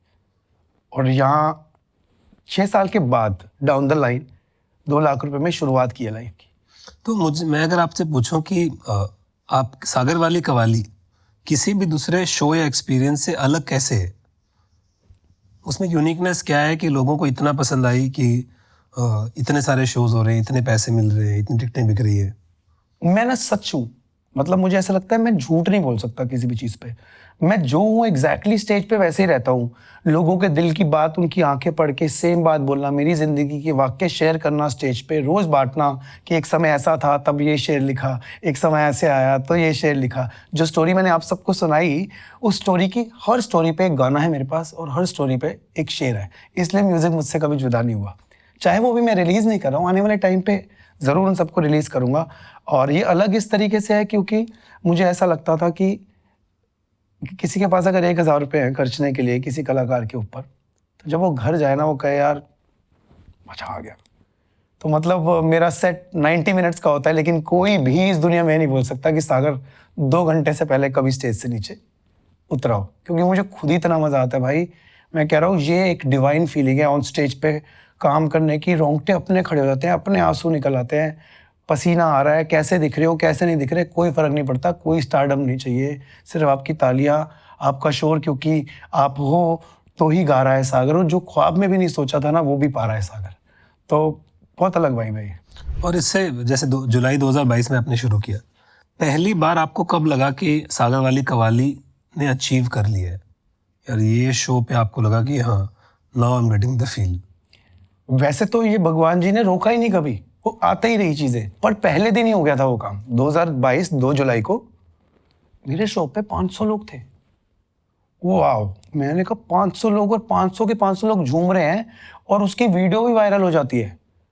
मैंने कहा ये सही है, अब बढ़िया हो गया। नहीं, ऊपर वाला कहता है भी रुक। फिर 1 महीने बाद, फिर 1 महीने बाद, 2 जुलाई के बाद एक जो बहुत मैसिव चेंज आया वो आया 17 जुलाई 2023 NSCI dome Mumbai, single artist performance, ticketed show, 10,000 people ticket खरीद के, 10,000 लोग। मुझे नहीं पता था कि इतने लोग होंगे। मैंने फ्लैश लाइट्स ऊपर करवाई, लिटरली मैं रो रहा था, मेरी आवाज़ चली गई थी, क्योंकि जब आप रोते हो तो आपका गला भारी हो जाता है। तो फिर वो 10,000 लोग जब आपको चुप कर आते हैं ना, उसकी फीलिंग भी अलग होती है। तो वो पहली बार मुझे लगा था कि यार बारिश भी थी, सब भीग के आ गए। तो अब तो जब तक जान है ना तब तक आपके लिए परफॉर्म करूंगा। और आपने कहाँ कौन से शहरों में टिकटेड शोज किए? मैंने 3 इंडिया टूर किए हैं, छोटे छोटे शहरों में भी किए। एक वो कोयले की खदान वाला नहीं था वो, जो उसमें गैंग्स ऑफ वसेपुर में कुछ था ना, क्या कहते हैं, धनबाद में भी मैंने कॉन्सर्ट किया है। धनबाद में, भोपाल में, इंदौर में, लखनऊ में, कलकत्ता में, लुधियाना में, चंडीगढ़ में, रायपुर में, छत्तीसगढ़ में, ये मतलब सब जगह किया है। मतलब कोई ऐसी जगह, असम में, गुवाहाटी में, हर जगह किया है सर। कल हमने एक पोस्ट डाला था, तो हमने लोगों को बोला था कि कोई भी आपसे सवाल पूछना चाहता है तो वो सवाल पूछ सकते हैं, हम वो सवाल लेते हैं, बहुत मज़ा आएगा। तो सागर जी, पहला सवाल कि आप अपने लाइव शोज में बहुत हाई पिच पे गाते हैं, तो आप अपने वोकल कॉर्ड्स का कैसे ख्याल रखते हैं? कोई वोकल एक्सरसाइज है जो आप करते हैं? बहुत सिंपल है। एक तो जब आप शो कर लेते हो उसके नेक्स्ट डे आपको, जब तक आपका नेक्स्ट शो नहीं होता, बिकॉज मैं बहुत फ्रिक्वेंट शो करता हूँ, तो तब तक आपको बहुत कम बात करनी है। क्योंकि जब आप अपनी वोकल कॉर्ड को इतना इस्तेमाल कर रहे हो तो फिर बाकी चीज़ों में बात कम करो, तो रात तक आप सेटल हो जाते हो। और मेरा एक फिक्स है कि मैं रेगुलर शोज में रियाज नहीं कर पाता हूँ, तो जब the time I switch on the geyser, अगर घर पे हूँ और अगर मैं होटल में हूँ किसी, तो जब मैं पहले ब्रश करने के बाद से लेकर नहाने का सफ़र और नहाने के बाद से लेकर रेडी होने का, हेयर करने का, कपड़े बदलने का, तब तक एक सी-शार्प का तानपुरा चलता रहता है। उसके अंदर 5 या 7 एक्सरसाइजेज हैं, जिसमें ओ आ ई ऊ ए ये सब होता है। इसके अलावा एक ड्रिल होती है जो हम करते हैं, ड्र ये सब करते रहता हूँ ताकि वोकल कॉर्ड थोड़ी गर्म हो जाए। और मतलब ऐसा नहीं कि 2 घंटे पेटी लेके बैठता हूँ, ऐसा कभी नहीं करता हूँ। जब घर में होता हूँ तब करता हूँ, बस ये फिक्स है। और शो से पहले कम से कम 1 घंटा तो आप कुछ ना कुछ हमिंग करो, कुछ भी करो, चाहे एक सुर पे करो, चाहे एक ही नोट पे करो, नीचे करो, खर्च में करो। और ऐसा भी नहीं है, अगर आपको ऊपर गाने का मन कर रहा है तो मैं भी चेक कर लेता हूँ थोड़ी देर प्रैक्टिस करके कि सही जा रहा है, तो ऊपर गा के देख लिया, ओके है तो बाकी स्टेज पे हो जाता है ऐसा। दूसरा पार्ट है कि आपकी आवाज़ में बहुत दर्द है, इस दर्द के लिए या सोलफुल गानों के लिए हार्ट ब्रेक होना ज़रूरी है? कोई ना कोई कहानी आपको अपने लिए ही बना के रखनी पड़ती है। ऐसा है कि मेरा 12 साल तो बोलते हुए मेरे को 1 साल हो गया कि 12 साल पहले ब्रेकअप हुआ था, और पर अब उसको बात को भी 13 साल हो गए होंगे। लेकिन एक इंस्पिरेशन चाहिए होती है कुछ लिखने के लिए, कुछ गाने के लिए। जैसे कि कभी कभी फील नहीं आ रही तो start behaving like an actor, कि आपका दिल वाकई टूटा हुआ है तो फील आ जाती है। तो मतलब एक एक्टर और सिंगर में कभी फर्क नहीं दिखता, राइटर में भी फर्क नहीं दिखता। अगर राइटर को आप लिखने को देते हो कुछ, तो ज़रूरी तो नहीं है उसका दिल टूटा हुआ है, पर उसको दिल, अब जो दिल टूटा हुआ लिखता है वो डांस वाला भी लिखता है, तो फिर उसके घर पे शादी तो नहीं होगी, वैसी बात है। तो you have to just feel that emotion and then you can sing it. ऐसा कुछ नहीं कि दिल टूटना जरूरी है। जिससे दिल टूटा है वो कभी इंस्टाग्राम पे मैसेज करती है अभी? तो इसके एक 2 शेर हैं। तो पहला शेर जो था वो लिखा था कि मैं उनसे खफा हुआ ही नहीं, और जिस तरह उन्होंने मुझे छुआ किसी और ने छुआ ही नहीं। और सागर की आंखें बताती है उसकी मोहब्बत की दास्तां, कि जब एक बार उनसे हुआ फिर किसी और से प्यार हुआ ही नहीं। वाह। तो ये बात वो समझ नहीं पाई। तो फिर जब हमारा ब्रेकअप हुआ तो हमने लिखा कि तुमने मेरा दिल तोड़ा है, तुम्हारा दिल भी एक दिन बेचैन होगा, और मज़ा तो तब आएगा जब तुम्हारा पति भी मेरा फैन होगा। और एक और शेर, ये 3 शेर की कहानी है, इसमें आपको सब पता चल जाएगा। इंस्टाग्राम पे डीएम आता है या नहीं, ये बात है कि मेरे 3-4 कॉन्सर्ट में टिकट सोल्ड आउट थी, तो मैंने एंट्री करा दी थी, ठीक है। और उस पर एक शेर है कि आज ब्लॉक किया है कल सर्च करोगी, आज ब्लॉक किया है कल सर्च करोगी, और इतना नाम कमा लूंगा कि मुझे देखने के लिए पैसे खर्च करोगी। हाँ, तो ऐसा हो गया, देख लो मैंने सब बता दिया आपको शेर में। ये बढ़िया है। एक्चुअली शायरी में आप सारी बातें बोल दिया पा रहे हो। कहानी के बढ़िया। साथ। अगला सवाल है कि जितने भी गाने आप गाते हो लाइव शोज में, उन सब की रॉयल्टी पे करते हो? लकीली पाकिस्तानी गाने में ज़्यादा गाता हूँ, और पाकिस्तान से मुझे बहुत प्यार मिलता है, और हो सकता है बहुत जल्दी शायद वो गाने में रीमेक भी करूँ। और मैं रॉयल्टी पे नहीं करता हूँ, पर मैं जो काम एक करना चाहिए लाइफ में, ज़रूरी हो इंसान के लिए, कि जैसे हमारे साथ कोई नहीं खड़ा था लाइफ में, तो अगर मेरे को ऊपर वाले ने इतना बख्शा है, तो मैं कोशिश करता हूँ कि जो भी टैलेंटेड आसपास लोग मेरे हैं ना कहीं उनको किसी ना किसी तरीके से म्यूज़िक में लाने का कोशिश करता हूँ कि कहीं, जैसे मैं अभी एक नया प्रोजेक्ट भी कर रहा हूँ, उसमें जो लोग मेरे दोस्त यार हैं जिनको मैं नहीं भी जानता, इंस्टाग्राम पे मिल गए कोई, तो उनको कॉल कर लिया कि चलो एक कोलैबोरेशन करते हैं, और ऐसे करके कर रहा हूँ। रॉयल्टी कुछ पे नहीं करता। एक्चुअली आप रॉयल्टी पे करते हैं अब क्योंकि जब भी आप कोई शो करते हैं तो जो भी आपका ऑर्गेनाइजर है उनको IPRS से और PPL से लाइसेंस लेना पड़ता है, वाह। मास्टर और पब्लिशिंग का, अंडरलाइन का। तो फिर जो उनके गानों के ओनर है, लेबल्स या कंपोजर या लिरिसिस्ट, उनको वो पैसा मिलता है, उसका हिस्सा। तो आप डायरेक्टली पे नहीं करते, कहीं ना कहीं से बट जाता है। आपके जो भी शो ऑर्गेनाइज करते हैं उनको वो लाइसेंस लेना पड़ता है, वो पेमेंट करते हैं फॉर्चुनेटली। तो जिन्होंने पूछा है कि रॉयल्टी, वो डायरेक्टली पे नहीं करते, बट हाँ पेमेंट तो होती है। मुझे मालूम नहीं है, मतलब पता चल गया लेकिन आज मुझे। और कौन से दूसरे जॉनर्स हैं जो आपको पसंद है गाने के? सभी मतलब मैं गज़ल भी पसंद करता हूँ, मैं फोक भी पसंद करता हूँ, कव्वाली तो मैं पसंद करता ही हूँ, पंजाबी गाने में पसंद करता हूँ, पंजाबी फोक में पसंद करता हूँ, बॉलीवुड मुझे बहुत पसंद है। मुझे हर तरीके का म्यूज़िक सुनना पसंद है। म्यूज़िक की कोई लैंग्वेज, कभी ऐसा हुआ है कि जिस ज़माने में हिप हॉप चल रहा है उस ज़माने में बॉलीवुड नहीं चलता होगा? हर चीज़ चल रही है, सबकी अपनी अलग ऑडियंस है। तो रिस्ट्रिक्ट नहीं करना चाहिए, क्योंकि कहीं ना कहीं से कुछ ना कुछ सीखने को मिल ही जाता है आपको। तो मैं सब सुनता हूँ। आप किन के गाने सुनते हैं खुद? अगर आप गाने की बात करें तो जो भी अच्छा गाना होता है वो मैं सुनता हूँ। मतलब जो मेरे को फील करता है कि, मतलब लगता है, जिससे मेरे को मन करता है कि घर जाओ फटाफट पियानो खोल और कुछ बना, क्योंकि इतने बढ़िया गाने बन रहे हैं यार, तेरे को भी कुछ बनाना चाहिए लाइफ में। हाल फिलहाल के कितने अच्छे गाने हैं जो मैं सुन रहा हूँ। विशाल के इतने सारे गाने हैं जो मेरे को बहुत पसंद है। अरिजीत दा के इतने सारे गाने जो हम आज तक सुनते हैं। जगजीत सिंह साहब सुनता हूँ मैं, चित्रा सिंह सुनता हूँ मैं, मेहंदी हसन साहब सुनता हूँ मैं, नचित्तर गिल सुनता हूँ पंजाब में, मैं हंसराज हंसी सुनता हूँ, मैं बहुत सारी चीज़ें सुनता हूँ यार। और अब ट्रेंड से अपडेट रहने के लिए क्या करते हैं आप? कुछ भी नहीं, जो मन में आता है वो। मतलब मैं ट्रेंड फॉलो नहीं करता हूँ, क्योंकि ट्रेंड फॉलो करूंगा ना तो फिर मेरे को 30 सेकंड का गाना बनाना पड़ेगा। पर मेरे हिसाब से गाना 3 मिनट का कम से कम होना चाहिए। तो क्योंकि मेरे साथ कई बार होता है कि मैं एक गाने को सुनता हूँ रील पे स्क्रॉल करते हुए, फिर मैं उसको ढूंढता हूँ कि मुझे ये गाना सुनना है, और वो लाइन जाती है आखिरी में आती है, और पूरा गाने में मेरे को उतनी वाइब नहीं आती जितनी उस रील में आती है। तो सारा फोकस ही 30 सेकंड में कर दूंगा अगर ट्रेंड सेट करूंगा तो। मतलब मेरे को तो पूरा गाना बनाना है शुरू से आखिरी तक, या तो अच्छा हो या बुरा हो तो जनता के हाथ में है, लेकिन अपना ट्रेंड सेट नहीं करना कोई। ओके, आपकी अरेंजमेंट ऑफ म्यूजिक जो है वो बहुत ही फैसिनेटिंग है। तो आप उसमें क्या क्या, कैसे कैसे करते हैं, क्या करते हैं, और क्या क्या इन्फ्लुएंसेस यूज करते हैं? हाँ, ये बहुत ही कमाल सवाल है, और ये आज तक पहली बार कोई मुझसे पूछ रहा है। क्योंकि होता यूँ है, जैसे मेरा बैंड जानता है, मेरी जो टीम है, मैं 20 लोगों को एक साथ स्टेज पे रखता हूँ।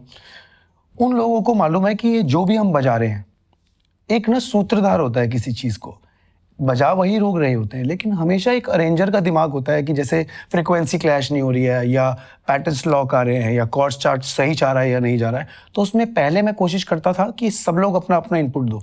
जब सब इनपुट देते थे तो वो एक खिचड़ी सी पकती थी। तो मैंने उनको बोला, आप यू गाइस ट्रस्ट मी? बोले हाँ। तो हम एक गाने को शुरुआत से लेके इंट्रो, आउट्रो, M1, M2, कहाँ शायरी आएगी, कैसे, इसको प्रॉपरली जैम करते हैं।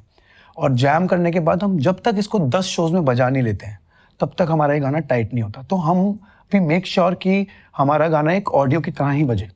तो उसके लिए हम बहुत अरेंजमेंट्स करते हैं, चेंजेस करते हैं, जितना थोड़ा बहुत हमने सीखा है उसको यूज़ करते हैं, लोगों से इन्फ्लुएंस होते हैं, इंस्पायर होते हैं, उन चीज़ों को इस्तेमाल करते हैं। सब खुद का नहीं होता, सब सुन सुन के सीखा है। तो कोई ऐसे इन्फ्लुएंसेस हैं जो आपने यूज किए हैं, कोई ऐसे आर्टिस्ट हैं? या मैंने सबसे पहले तो आदित्य पुष्कर सर को यूज़ किया, बिकॉज आदित्य पुष्कर सर को इसलिए यूज़ किया कि पहले गाने में उन्होंने बोला कि तेरे को अरेंज करना है तेरा गाना। मैंने कहा नहीं सर, आप कर रहे हो। कह रहे तू बता तेरे को क्या चाहिए। मैंने कहा मेरे को यहाँ पे डांस करना है, यहाँ पे म्यूजिक करना है, यहाँ पे बातें करनी है, यहाँ पे एक एक्ट करना है, मेरे को इस तरीके का ग्रुप चाहिए, यहाँ पे हाफ चाहिए, यहाँ पे फुल चाहिए। कह रहे डन, चल बनाते हैं। तो मैंने अपनी आंखों के सामने उनको पहली बार एक कंप्लीट बैंड को अरेंज करते हुए देखा, and it was not like कि सेपरेटली आके बजा रहे लोग। दे वो 12 people in the studio, and जिस स्टूडियो में रिकॉर्डिंग चल रही थी, उन्होंने फर्स्ट हाफ प्रिपेयर किया, कॉर्ड चार्ट लिखे, 5 6 7 go, boom record, second of record. और 2017 में मैंने सेम तरीके से चंद किथा गाना रिकॉर्ड किया दिल्ली में फेरिस व्हील स्टूडियो में। मैंने कहा मेरे को करना है सबको एक साथ रिकॉर्ड, अलग अलग नहीं। ओके, अगला सवाल है कि आप इतने फेमस गाने गाते हैं, ये गाने ऑलरेडी फेमस भी हैं और लोगों को पसंद भी है, तो जब इन गानों को आप अपने वर्जन में गाते हो तो आपको थोड़ा सा डर या प्रेशर फील होता है?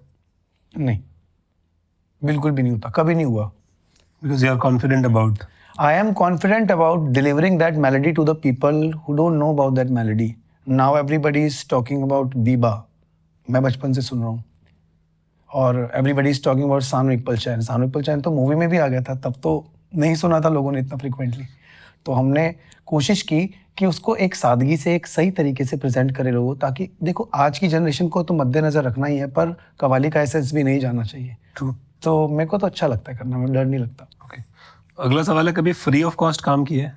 बिल्कुल किया है, बहुत बार किया बहुत होगा। बार किया है, इतना ज़्यादा किया है, पैसे दे के भी किया है। फ्री ऑफ कॉस्ट तो क्या है? पैसे देके किया मतलब? जैसे अगर आपको कभी अपना गाना रिलीज़ करना है एंड आपको कोई नहीं जानता है, आजकल तो बहुत ही मतलब, ये तो तारसिम भैया की वजह से क्या है कि इंडिपेंडेंट सीन जब बहुत 2017 से इसकी जंग चलती आ रही है, आज हो गया है।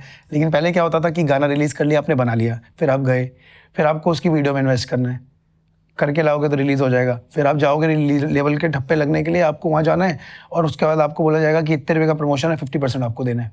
तो अपने ही गाने को रिलीज़ करने के लिए आपको 5-7 लाख रुपए खर्च करने पड़ जाते थे, तो मैंने किया है वो काम। अगला कोई इंसान है जो आपके साथ काम करना चाहता है, एक्चुअली काफ़ी सारे हैं। उन्होंने लिखा है, हाय आई एम एजे, क्या मैं एक बैकग्राउंड वोकलिस्ट के जैसे आपको ज्वाइन कर सकता हूँ क्या? एजे, अगर आप गाते हैं तो काम कोई भी छोटा या बड़ा नहीं होता। अगर आप गाते हैं, अगर आप जस्ट इंस्पायर होना चाहते हैं, कुछ सीखना चाहते हैं, तो यू आर मोस्ट वेलकम। पर मैं आपको सजेस्ट करूँगा कि ये जो दुनिया है ना, इसमें ज़रूरी सब चीज़ें करने को, सिर्फ पैसा कमाने के लिए ये काम मत करना। अगर आपको सीखने की इच्छा है तो ज़रूर करो, और उसके बाद फिर ये सोचो कि वहाँ तक कैसे पहुँचना है जहाँ पर मैं गा रहा हूँ। बस इतना ही टारगेट रखो तो आप कभी भी आ जाओ। आप देखना, हम पूरे गाने को एक साथ गाते हैं, बस वो एक डेकोरम मेंटेन कर रखा है हमने, बाकी हम टीम वर्क ही करते हैं हमेशा। और उनको लगता है कि वो बहुत अच्छे हैं और आपके साथ बहुत अच्छा काम करेंगे तो आपको डीएम कर सकते हैं? अब मैंने आज तक ऐसा होगा नहीं। अब कुछ डीएम्स होते हैं जो रिक्वेस्ट में चले जाते हैं हिडन, वो शायद मैं नहीं देख पाता हूँ, लेकिन जो रिक्वेस्ट में और जो नॉर्मल मेरे पास आते हैं वो मुझे मिल जाते हैं। अदरवाइज जो नंबर दे रखा है इंस्टाग्राम पे ऊपर, उस नंबर पे आप कॉल व्हाट्सएप कर सकते हैं, क्योंकि जो शोज़ की बुकिंग होती है वो वहीं होती है, और वो नीचे जो ईमेल आईडी दे रखी है आप उस पर मेल कर सकते हैं। चाहे थोड़ा समय ज़रूर लग जाएगा, बिकॉज हम ट्रैवल करते हैं और हमारी कोई इतनी बड़ी टीम नहीं है। जैसे ही हमारे को नज़र में आएगा हम डेफिनेटली आपको कॉल करेंगे। तो जो भी लोग काम करना चाहते हैं ना सागर जी के साथ, पहली भी चीज़ ध्यान रखिएगा कि जब भी कोई आर्टिस्ट पॉपुलर होता है उनके पास बहुत सारे लोगों का मैसेजेस और कंटेंट आता है। तो उस भीड़ में से आपको स्टैंड आउट होने के लिए आपका काम बहुत अच्छा होना पड़ेगा। और मैं हमेशा बोलता हूँ कि good is not enough, exceptional होना पड़ेगा। तो आप जब भी उनको मैसेज भेज रहे हो या कोई लिंक भेज रहे हो, ध्यान रखिएगा कि आप अपना बेस्ट भेजें ताकि आपके चांसेस ज़्यादा हो।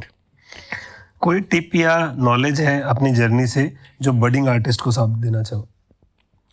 हाँ जी, बिल्कुल है। प्लीज़, जो आप गाना बना रहे हैं, जो भी आप गाना बना रहे हैं, अच्छा बुरा बिना सोचे सिर्फ शिद्दत से गाना बना के ना उसे रिलीज़ कर दो। कभी ये मत सोचो कि ये गाना मैंने रखा है कि ये फिल्म के लायक है। क्या होता है, जब आप किसी को गाना सुनाओगे, जो आपके दोस्त होते हैं ना, वो आपको हमेशा बोलते हैं भाई ये तो फिल्म सॉन्ग है, लेकिन आपको क्या पता कि फिल्म वालों के दिमाग में क्या चल रहा है, क्या वो कितनी आगे साउंड सोच रहे हैं। अगर आप बना दो और वो फिल्म के लायक होगा तो उसके बाद भी फिल्म में आ जाएगा। बस गाना बना के रखना मत, और कभी किसी को पैसे नहीं देने गाना रिलीज करने के लिए। अपने गाना बना दिया, उससे बड़ा पैसा क्या है लाइफ में। आप यूट्यूब चैनल बना लो, अपना यूट्यूब चैनल पे गाना चढ़ा दो, आप शेयर करते रहो। आप कहीं लाइव गाते हो, गाओ। आप, बहुत सिंपल है स्ट्रीमिंग प्लेटफॉर्म पे गाने चढ़ाना, आप वो चढ़ाओ। प्ले लिस्टिंग नहीं मिलती, ये सारी चीज़ें जो आप सुनते हो इनसे कुछ प्रॉब्लम नहीं होती। मेरा आज भी एक गाना सादगी जो है वो किसी स्ट्रीमिंग प्लेटफॉर्म पे नहीं है, पर आज भी अगर मैं सुबह से शाम तक बैठा हूँ तो 70,000 लोगों ने वो गाना सुना होगा, है ना। तो बस यही मेरा टिप है कि सिर्फ पैसे देके काम ना कराओ, बस अच्छा गाना बनाओ, that's it. Very well said. आपका स्टाइल ऑफ म्यूजिक सालों में, टाइम से कितना इवॉल्व हुआ है?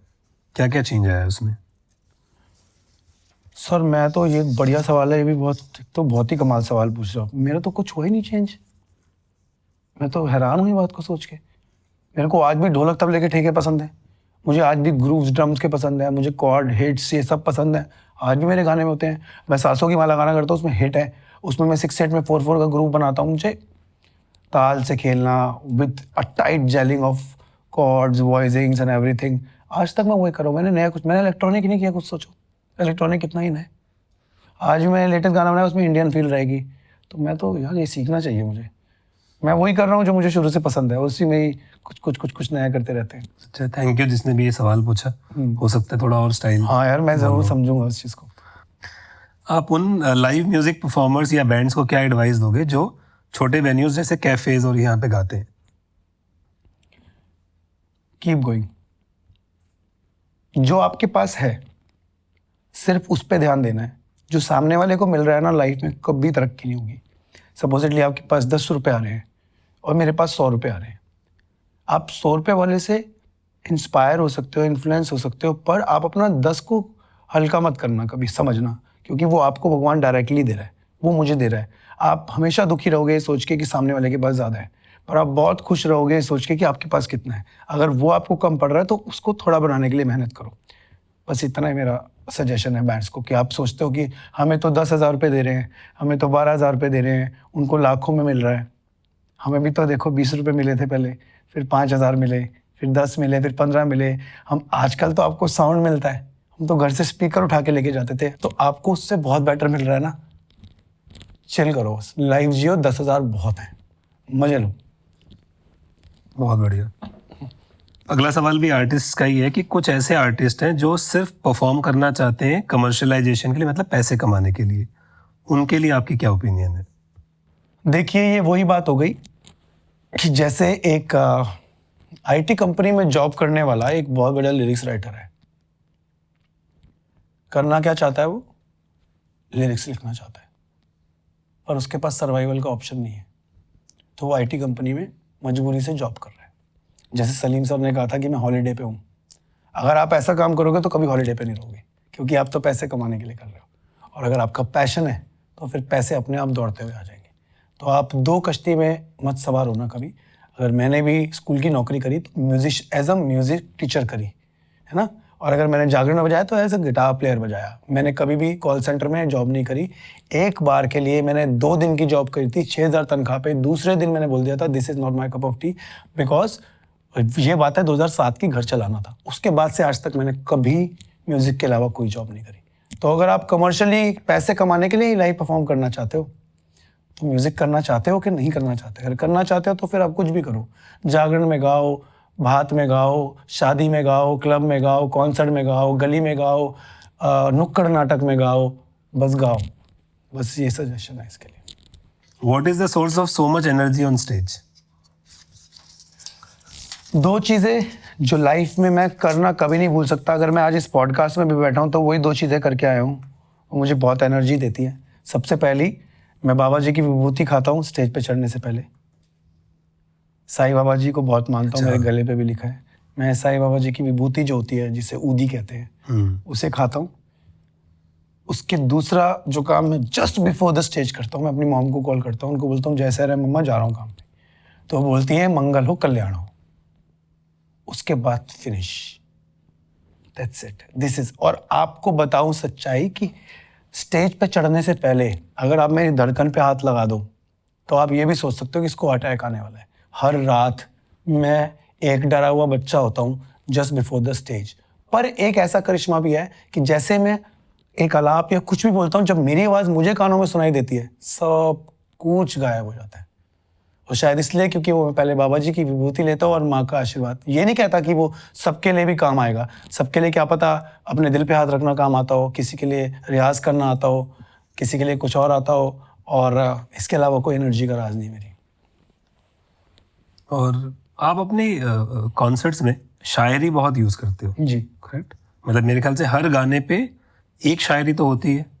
ये आपको आइडिया कहाँ से आए? आपको बचपन से शायरी का शौक था या ये आपने ऐड किया अपने शो में एक्सपीरियंस के लिए? मुझे शायरी का शौक नहीं था कभी भी, मुझे लिखने का शौक था। तो जब कोई लिखना जानता है तो वो कुछ भी लिख सकता है, पंजाबी गाना, डांस नंबर, शायरी, गज़ल, कुछ भी लिख सकता है ना। तो मैंने जब कवाली करनी शुरू करी ना तो बातें बहुत करता था मैं लोगों से, क्योंकि इसमें ना बहुत मज़ा आता है। मैंने देखा नुसरत साहब ना कवाली में शायरियों को गाते थे, रुबाइयों की तरीके से गाते थे। पर भाई वो तो लेजेंड आदमी है, ठीक है। तो मैंने कहा कि आजकल के बच्चों की डायरेक्ट उनसे बात कर पाऊँ ताकि वो कवाली को भी तवज्जो देनी शुरू करें। अगर मैं उसी शेर को गा के गा दूंगा तो शायद वो उसका मतलब नहीं समझ पाएंगे। तो मैंने फिर शुरू की लाइट चीज़ें भूलनी, लाइट चीज़ें लिखनी, अपनी ज़िंदगी की बातें बताता हूँ मैं स्टेज पे ज़्यादातर। आपको पता है कि ये बहुत इजी नहीं था मेरे लिए, कहीं आप ये सोच रहे हो। और आज भी मतलब मैंने हर चीज़ बता देता हूँ मैं स्टेज पे कि आज मेरे साथ क्या हुआ, या कल मेरे साथ क्या हुआ, तो लोग कनेक्ट करते हैं। तो शायरी बोल देता हूँ फिर उस पर एक, तो और कनेक्ट करते हैं। तो शायरी को भी एक वो मिल जाता है स्पेस कि हम भी आगे ब्रीथ कर पा रहे हैं, कव्वाली को भी मिल जाता है और मुझे भी मिल जाता है। तो आज जैसे आप सुबह से उठे, जी। सुबह से उठने से अभी तक को लेके अगर आपको एक शायरी बोलनी हो उस एक्सपीरियंस के बारे में, तो क्या बोलोगे? तो आज के लिए बोलूँगा कि मैं अभी रुका नहीं, बस ठहरा हुआ हूँ, और ठहरने से और सुनहरा हुआ हूँ, और सागर सिर्फ नाम नहीं मेरा, मैं वक्त के साथ साथ और गहरा हुआ हूँ। वाह, क्या बात है। Thank you. करंटली जब आप काम कर रहे हैं, आपकी टीम में कौन कौन है? क्योंकि बहुत कम लोगों को पता चलता है कि पर्दे के पीछे के लोग कौन है। और मैंने बदले नहीं लोग लाइफ में कभी। जो मेरी दोस्त रही 2010 के सफ़र में, जिन्होंने मुझे ढूंढा कि ये लड़का कुछ करेगा लाइफ में, उनका नाम है वंदना शर्मा। तब भी वही मैनेजमेंट थी, आज भी वही मैनेजमेंट है, और आगे भी वही मैनेजमेंट रहेगी। क्योंकि वो जो 8 साल मैंने बताए आपको जर्नी में, जब खाने के भी वादे थे, उनके पास 4 आर्टिस्ट और हो सकते होंगे जिनको वो साइन करके या बेच के पैसे कमा सकती, पर वो मेरे साथ ही रही। वो 6 साल का जो सफ़र है वो लॉयलिटी होती है, और अब मेरा टाइम है लॉयल रहने का। तो मेरे पास टीम में सिर्फ वही हैं, और जो बैंड की आप अगर बात करें तो सब आए गए, छोड़ दिए चले गए, रहते हैं नहीं रहते हैं। एक एक गाने को बनाने में मैंने अपनी शिद्दत लगाई है, और जब मेरे पे काम नहीं होता था तो पूरा पूरा बैंड मुझे छोड़ के चले जाता था, पर उसी दिन शो हो जाता था, पर मैं अपनी म्यूजिकलिटी दिखा नहीं पाता था। फिर मेहनत करके काम करा, फिर बनाया, तो 10 से 11 बैंड्स तो चेंज हो चुके हैं मेरे, अभी वाला 2 साल से चल रहा है।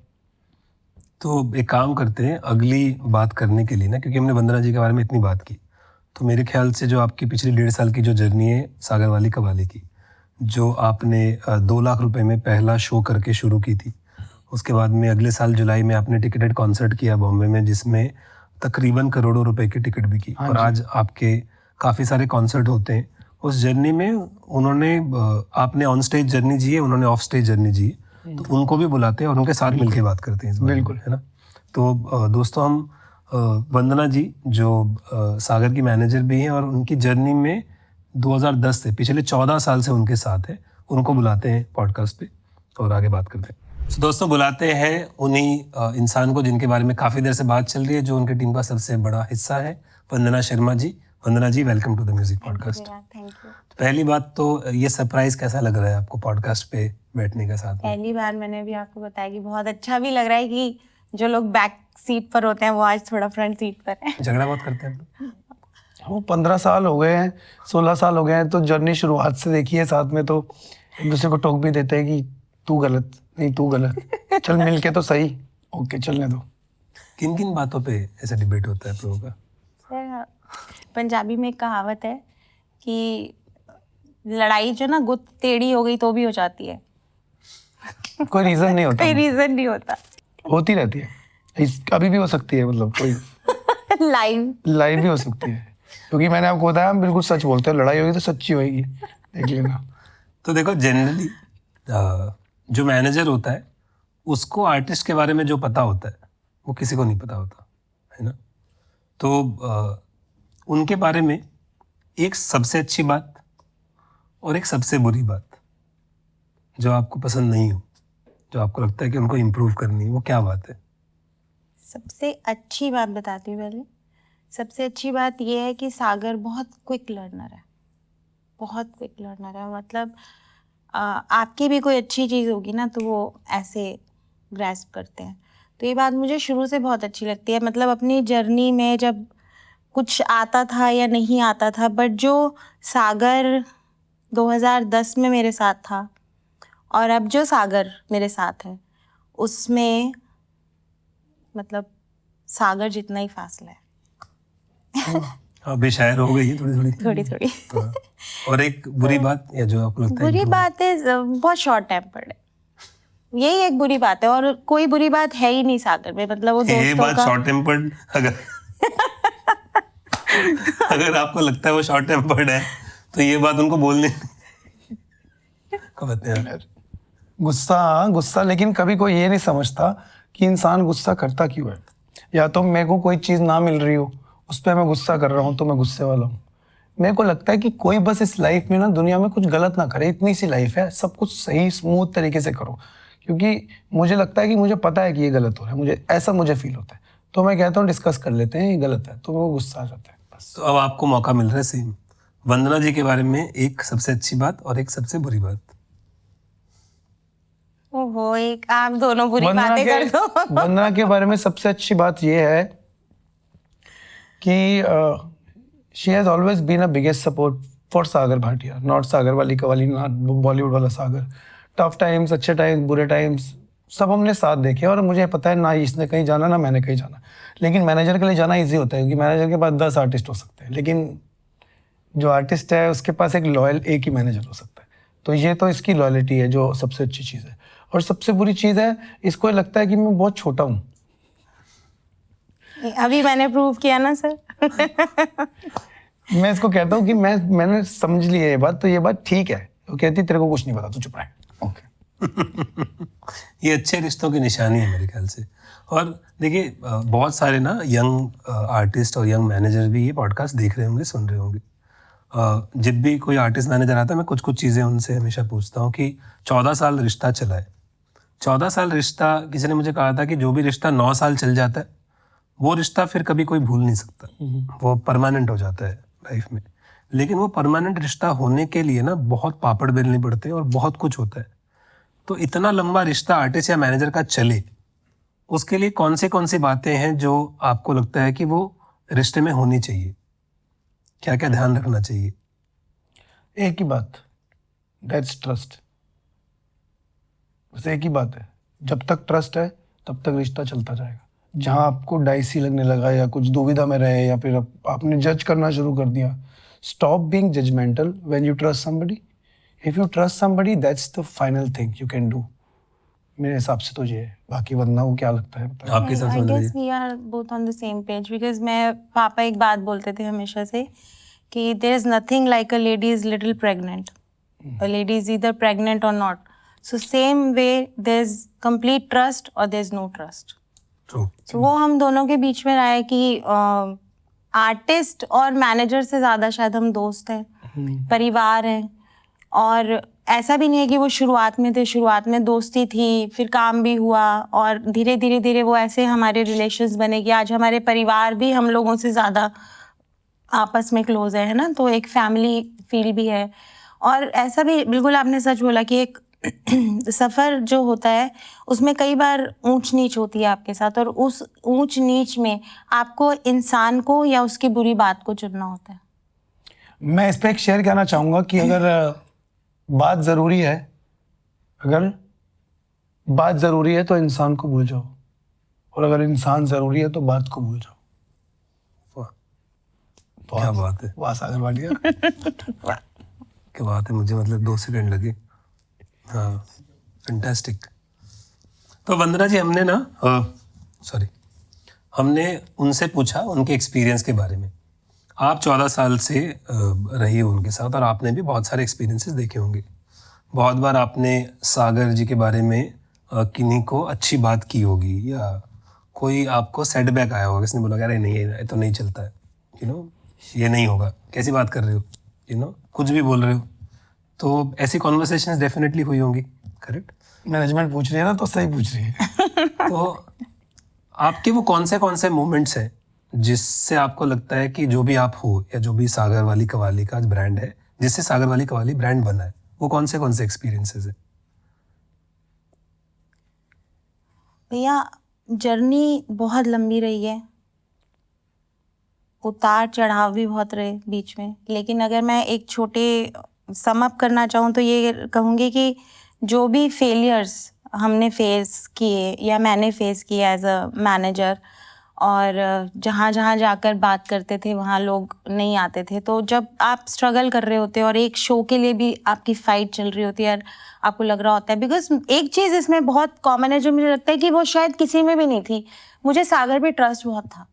मुझे लगता था एक दिन आएगा ये फोड़ेगा, मतलब ये मेरे मन में एक फीलिंग थी शुरू से।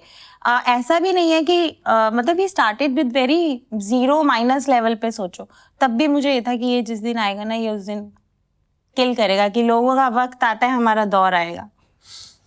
पर मेरे को ये भी पता है कि लोगों ने तो गलत बोला है, पर इसने बहुत कोशिश करी है कि मेरे तक वो बात ना पहुंचे, कहीं मैं ना टूट जाऊं। पर मुझे पता होता था सब, हाँ मतलब और मैं आज भी उन लोगों से मिलता हूँ, तो मैं आज सिर्फ इतना कहता हूँ उन्हें, मेरा किसी से कोई द्वेष नहीं है, मुझे सब बढ़िया लगते हैं। और आपने वंदना जी, जैसे सागर ने बताया कि आपने जुलाई 2022 में 2 लाख रुपए में शो किया, तो आपने अभी एग्जैक्ट प्राइस रेंज नहीं, बट कुछ कुछ शोज आपने काफी ज्यादा पैसे में भी किए, 20-25 लाख रुपए में भी शोज किए। पहली बार जब आपने वो पैसा किसी को बोला था, तो बोलने के पहले कॉन्फिडेंस चाहिए होता है, करेक्ट है ना?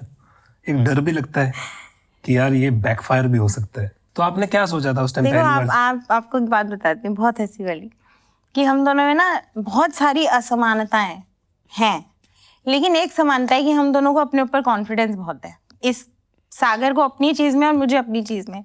तो जब मैं डिसाइड भी कर रही थी ना कि I am going to launch ये वाला सेट पब्लिकली, तो मेरे ख्याल सागर को भी नहीं पता था कि ऐसा कुछ करने वाली है। और हमारे दोस्त हैं सुबीर और शारिका, सुबीर अरोड़ा, सुबीर अरोड़ा। किंगफिशर हेड थे वो, और उनकी वाइफ आज शारिका चौहान, जो हमारी बहुत अच्छी दोस्त है, वो इस टाइम DIGO हेड है दिल्ली NCR। उन्होंने मुझे सपोर्ट किया उस पहले गिग के लिए कि you should do it, I am there for you, कहीं पे तेरे को कोई प्रॉब्लम आती है तो आई विल बी देयर। तो वो एक छोटा सा गेस्चर होता है किसी भी आपके दोस्त का, आपके जानने वाले का, बट वो आपकी लाइफ चेंजिंग मोमेंट के अंदर बहुत वैल्यू करता है। तो वो thank you Sharika, thank you Subir, वो लोग वो रहे वहाँ पर उस पहले शो के लिए। और थैंक यू तुषार भाई की, स्टूडियो एक्सो के जो मेरा भाई है, जो सारी वीडियोस हैं वो स्टूडियो एक्सो की, तो मैं वहीं की उसने वो डालता हूँ। ट्रस्ट किया मेरे ऊपर कि नहीं आप जो कह रहे हो ओके डन, हम लोग करते हैं। तो वो टर्निंग पॉइंट भी था, और एक कॉन्फिडेंस था मुझे कि हाँ, ये मैं अगर वो शोज नहीं कर रही थी उससे पहले, कोई लाख रुपए नहीं दे रहा, और मैंने सेट लॉन्च कर रही हूँ उसके बाद 2 लाख रुपए ले रही हूँ, आप समझ रहे हो? मैं तो भी वो एक समझ रहा हूँ। कॉन्फिडेंस मैं इसलिए समझ रहा हूँ कि मैंने मम्मी की लेगिंग्स पहन के शो किया, मुझे ये नहीं पता 2 लाख मिल जाएंगे। तो नहीं खरीद लेते? नहीं खरीद लेता। और फिर हर शो के साथ भैया हमारा मतलब somebody is there, आप मैं भी बोलूं? फिर मैं नहीं, अभी बोलूं? मेरी बारी है ना, नहीं, मैं बताऊंगा मेरी आपको। बारी है अच्छा, अभी ठीक है। तो हर शो के साथ कॉन्फिडेंस और अच्छा हुआ, क्योंकि ये तो पता ही था ना बैक ऑफ माइंड में कि बंदा तो फाड़ है, जो मर्जी कर ले। जो फाड़ है उसकी खुद की पट रही थी, क्यों? वो अलग बात उसका रीजन ये है कि इसने रेट बढ़ाया। मैंने कहा पागल सही है, इससे ज्यादा नहीं चाहिए, बहुत बढ़िया तो है, पहले इतने नहीं मिलते थे। कहीं चुप रहे, मुझे पता है क्या सही है। फिर बढ़ गया, मैंने कहा अब तो ठीक है ना, अब तो नहीं बढ़ा रहे ना। फिर बढ़ गया, मैंने कहा अब तो बिल्कुल ही ठीक है, अब तो कुछ नहीं चाहिए लाइफ में, कहते चुप हो जा। और जब भी मेरे को वो पहली पेमेंट मिलती थी ना, तो ये ऐसे हो जाती थी थोड़ी, देखा अब एक तू gift तो खुश था ना।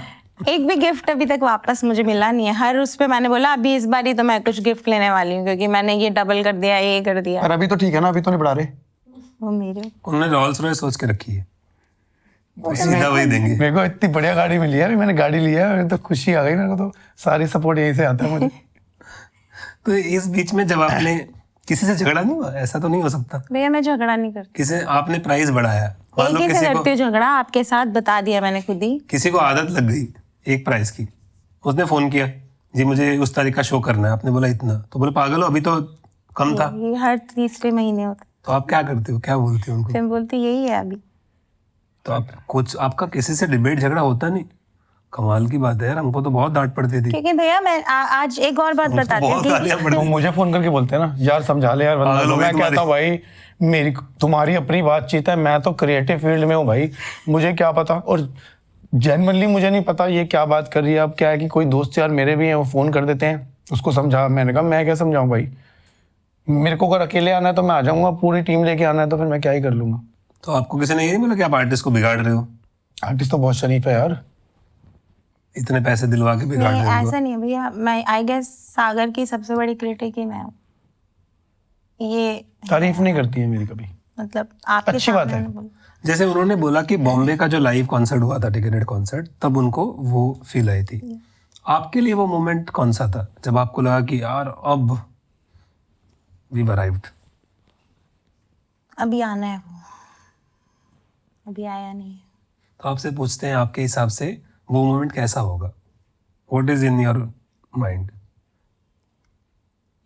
फॉर मी भैया ये मतलब रास्ते में ये बड़ा शो कर लिया, 10,000 शो कर लिए, वर्ल्ड टूर चला गया, ये मेरा जर्नी कभी भी नहीं है सागर के लिए।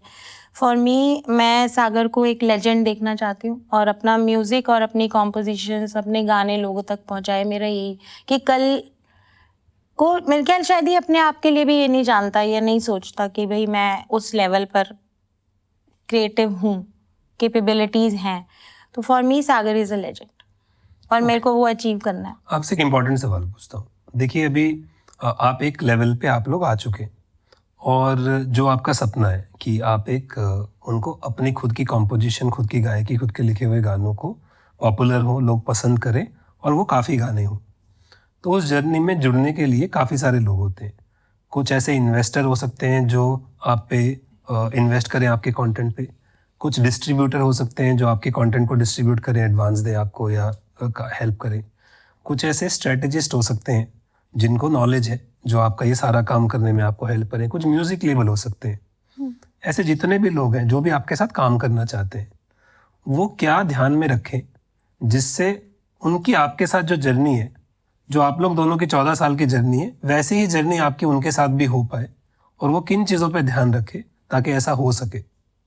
आप दोनों ये जवाब दे सकते हैं, आप as a business person, he as an artist. Tarsim भैया, आपको पता है कि जब भी हम कोई एक बिजनेस प्रपोजिशंस ही है हमारी, हम बोलते हैं कि आर्टिस्ट एक प्रोडक्ट ही है, राइट? हम मानते हैं कि हम एक प्रोडक्ट को बेचने जा रहे हैं और हम उसके लिए कुछ अच्छा करना चाहते हैं। तो कई बार जब आपका वो फेज़ नहीं होता, जैसे आज अगर आप मुझे बोलोगे तो आज मेरे पास शायद 50 लोग हैं जो इन्वेस्ट भी करना चाहते हैं और साथ भी खड़े होना चाहते हैं, आज वो हर जगह हमारे साथ जाना भी चाहते हैं। लेकिन वो टाइम जब कोई सपोर्ट नहीं था और एक आर्टिस्ट उतना अच्छा नहीं अपनी लाइफ में कर पा रहा, but he has that talent. तो वो पहला बंदा जो हमारे साथ था वो पारित बंसल था, जिसने, वो हमारा दोस्त है और वो हमारा फाइनेंसर है, उसने हमारे ऊपर विश्वास किया, हमने वीडियोस बनाए, गाने बनाए, चले ना चले वो देखो गेम अलग है, लेकिन वो पहला बंदा था। और उसके बाद अगर मैं इंडस्ट्री की बात करूं तो भैया अजीम दयानी, उसके बिना तो मुझे लग नहीं रहा कि जाएगा। पहचानने वाला, बुलाने वाला वो अजीम थे, और आज गाइड भी करते हैं, सपोर्ट भी करते हैं। और मुझे लगता है कि जिस तरीके से हमारी अंडरस्टैंडिंग और चलती है, और रिस्ट्रिक्टेड नहीं है कि सिर्फ इधर ही जाके काम करना है या सिर्फ ऐसे ही काम करना है, तो वो हमेशा ये गाइड करते हैं कि आप जितना बढ़ सकते हो, जितनी जगह जा सकते हो उतनी जगह जाओ, आई एम योर सपोर्टर। तो जब आपके साथ कोई ऐसा जुड़ा हो पीछे आपके सपोर्ट के लिए, जब आप एक नई जर्नी स्टार्ट कर रहे हो, this journey, musical journey, I mean I am telling you the digital world जिसमें हम रहते हैं, वो हमेशा से एक सपोर्ट रहे हैं और अभी वो चलना शुरू ही हुए हैं। लेकिन जो गाइडेंस है जो हम चाहते हैं वो पूरी वहाँ से आती है। Thank you. आपने मेरा क्वेश्चन बहुत अच्छे से स्किप किया, मैं लेकिन छोड़ूंगा नहीं। मैं बोल रहा हूँ कि अभी अजीम भी है।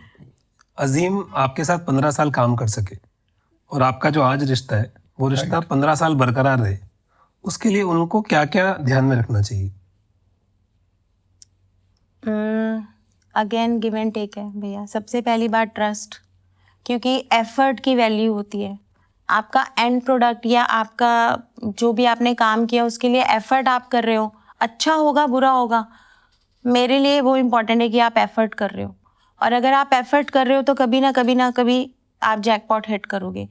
आप एफर्ट नहीं कर रहे, आप खाली सिर्फ बातें कर रहे हो, तो वो शायद हमारे लिए, क्योंकि हम दोनों इतने एक्टिव और अवेयर हो चुके हैं कि हमें समझ में आता है कि सामने वाला क्या कर रहा है। तो आपके हिसाब से कि एक तो विश्वास होना चाहिए और एक सच में कोशिश करनी चाहिए, और रिजल्ट आएगा नहीं आएगा वो सेकेंडरी है। That is what you are saying. आपके लिए सागर? मेरे हिसाब से ये है कि अगर मेरे साथ किसी को काम करना है तो वो इतना मत सोचे।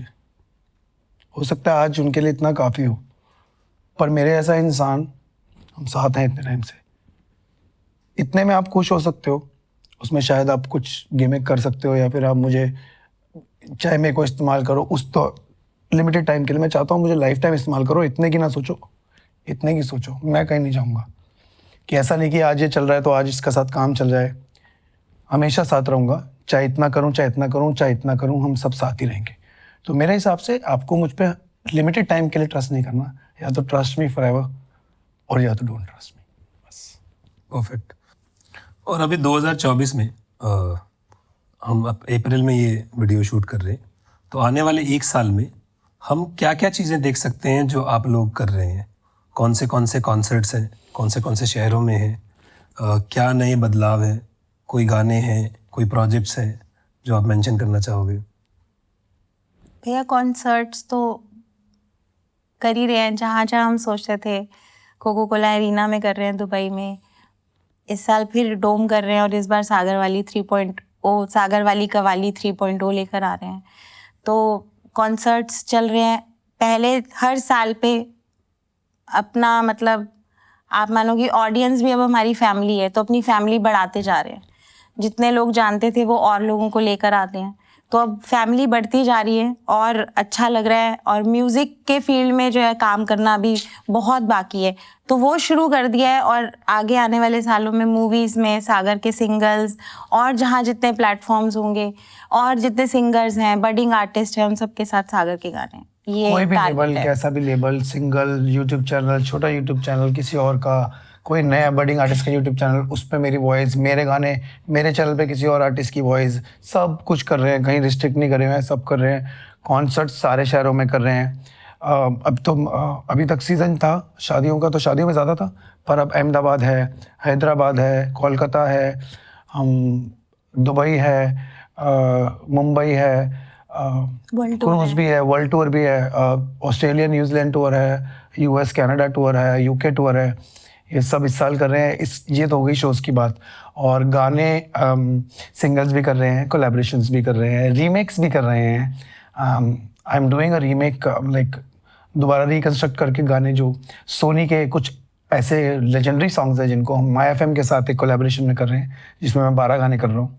बहुत अच्छे अच्छे गाने हैं, उनको रीमेक कर रहे हैं। उसमें नए शायर को किसी को इंट्रोड्यूस किया, कोई नई फीमेल रैप आर्टिस्ट को इंट्रोड्यूस किया, कोई नई अलग आवाज़ को इंट्रोड्यूस किया, कोई गाना मैं गा ही नहीं रहा हूँ, कोई और गा रहा है, तो उनका सबका रीमेक कर रहे हैं। लिरिक्स मैं लिख रहा हूँ और एक और इंसान है वो भी लिख रहे हैं। तो सब कुछ चल रहा है। मतलब ऐसे फिक्स नहीं है कि मूवी में ही कर रहे हैं या सिंगल ही कर रहे हैं, पंजाबी कर रहे हैं, हिंदी कर रहे हैं, सब कुछ। और अगर मैं आपको बोलूँ कि जैसे आप लाइव शोज़ डिज़ाइन करते हैं, तो आपने 2 चीज़ों के बारे में बात की। एक तो आप गाते हैं और ऑब्वियसली आप अरेंज करते हैं। तो म्यूज़िक अरेंजमेंट और गायकी को छोड़ के आप लोग लाइव कॉन्सर्ट्स में और किन किन चीज़ों पे ध्यान देते हो? मेरे हिसाब से मैं इसके अलावा किसी चीज़ पे ध्यान नहीं देता।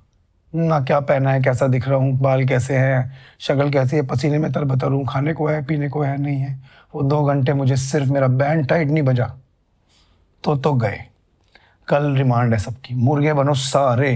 तो प्रोडक्शन पे आपका फोकस नहीं होता? मैं प्रोडक्शन नहीं करता, सब लाइव, थ्रू आउट लाइव, कोई सैंपल भी यूज़ नहीं करते हैं, जो है लाइव। और आप बाकी जो लाइट, साउंड, ये जितनी चीज़ें, बाकी की प्रोडक्शन पे हाँ वो मैं ज़रूर बैठ क्या क्या चीज़ों पे आपका फोकस रहता है? अभी भैया अभी बताया, हर साल हर बारी थोड़ा सा कुछ अपना ऐड करना चाहते हैं। जैसे पहले होता था कि स्टेज हो गया, ट्रस के साथ लाइट्स हो गई, एलईडी हो गई। अब समझ में आता है कि नहीं, टेक्निकलिटी भी बहुत इंपॉर्टेंट है, तो लाइट डिज़ाइनर्स ऐड हुए हैं, अब ग्राफिक डिज़ाइनर्स ऐड हुए हैं जो सागर के हिसाब से करे। तो वो एक चीज़ एनहांस की है, अपने मैनुअल्स में ऐड किया, तो प्रोडक्शन लेवल भी थोड़ा सा बेटर हो जाए, वो किया, वो कर रहे हैं। और 3.0 में क्या है, कुछ ऐसा कुछ खास कुछ बता सकते हो नया? भैया मतलब जैसे आप जानते हो, सागर मेरे हिसाब से बहुत अच्छा म्यूजिशियन है, मेरे हिसाब से। तो मुझे बहुत अच्छा लगता है कि जब ये अपना खुल के म्यूजिक करते हैं ना, और he likes to add different sounds live में, नॉट दैट कि प्रोडक्शन वाला कोई पुराना कहीं का कोई इंस्ट्रूमेंट, कोई पंजाब का, कोई राजस्थान का, कोई सिम्फनी पूरा, मतलब स्ट्रिंग सेक्शंस। तो आई वांट कि वो जो उनको एक वो क्रिएटिव सेटिस्फेक्शन चाहिए ना अपने म्यूजिक के अंदर, लाइव म्यूजिक के अंदर, तो वो ज़रूर करें। और अभी वो टाइम है। सो 3.0 इज़ बेसिकली 3.0 के अंदर मैंने सोचा है कि एक लाइव कवाली जिसके अंदर 10 कवाल मेरे साथ होंगे, वाह। एक अकूस्टिक रिदम का अलग सेशन होगा जिसमें बड़े मुंह का तबला, छोटे मुंह के 2 तबले, अलग अलग स्केल के, 3 ढोल के एक साइड सब instrument, tenor, banjo, mandolin, flute, sarangi, violin अलग एक साइड पे, ड्रम गिटार्स ऐड करूँगा, 2 तरीके के साउंड्स ऐड करूँगा, मतलब एक रॉक और एक कव्वाली। और इसके बाद अगर ताकत हुई मुझ में इतनी, तो I just want to add live symphony to that qawwali zone. For I am not sure कि मैं 3.0 तक वो अचीव कर पाता हूँ या नहीं, but definitely I will do it. And मुझे लगता है सिर्फ पहली बार मैं ही करूँगा ये चीज़ की, अगर कोशिश हुई मुझसे करने की तो, जिसके अंदर पूरा स्ट्रिंग एंड हॉर्न सेक्शन अलग होगा, उसके अलावा एक रॉक सेक्शन अलग होगा और एक लाइव कवाल अलग होंगे। तो उन तीनों का मिश्रण करके बस मेरी ज़िंदगी का सपना है। उसके बाद कुछ हो जाए चाहे लाइफ में, कोई गम नहीं, बस एक बार ये करना है। बहुत मन कर, देखो मेरे रोंगटे खड़े हो गए बताते हो कि मुझको मालूम है मुझे साउंड क्या सुनाई दे रही है। All the best, thank you. Sure ये होगा। आप लोग ना इन लोगों के साथ रेगुलरली डील करते हो, तो मैं आपको उन कैटेगरी का नाम लूँगा, तो आपको या तो उनको कुछ बोलना चाहते हो, कोई फीडबैक, कोई कमेंट, कोई सजेशंस, कुछ भी आप देना चाहते हो आप दे सकते हो। हर वो इंसान जो आपके साथ शोज़ बुक करता है, चाहे वो वेडिंग प्लानर हो, चाहे वो कॉर्पोरेट इवेंट करने वाला हो, चाहे टिकटेड कॉन्सर्ट करने वाला है, अगर आपको अलग अलग लोगों के लिए अलग अलग बताना है तो वो भी बता सकते हैं। What do you have to से?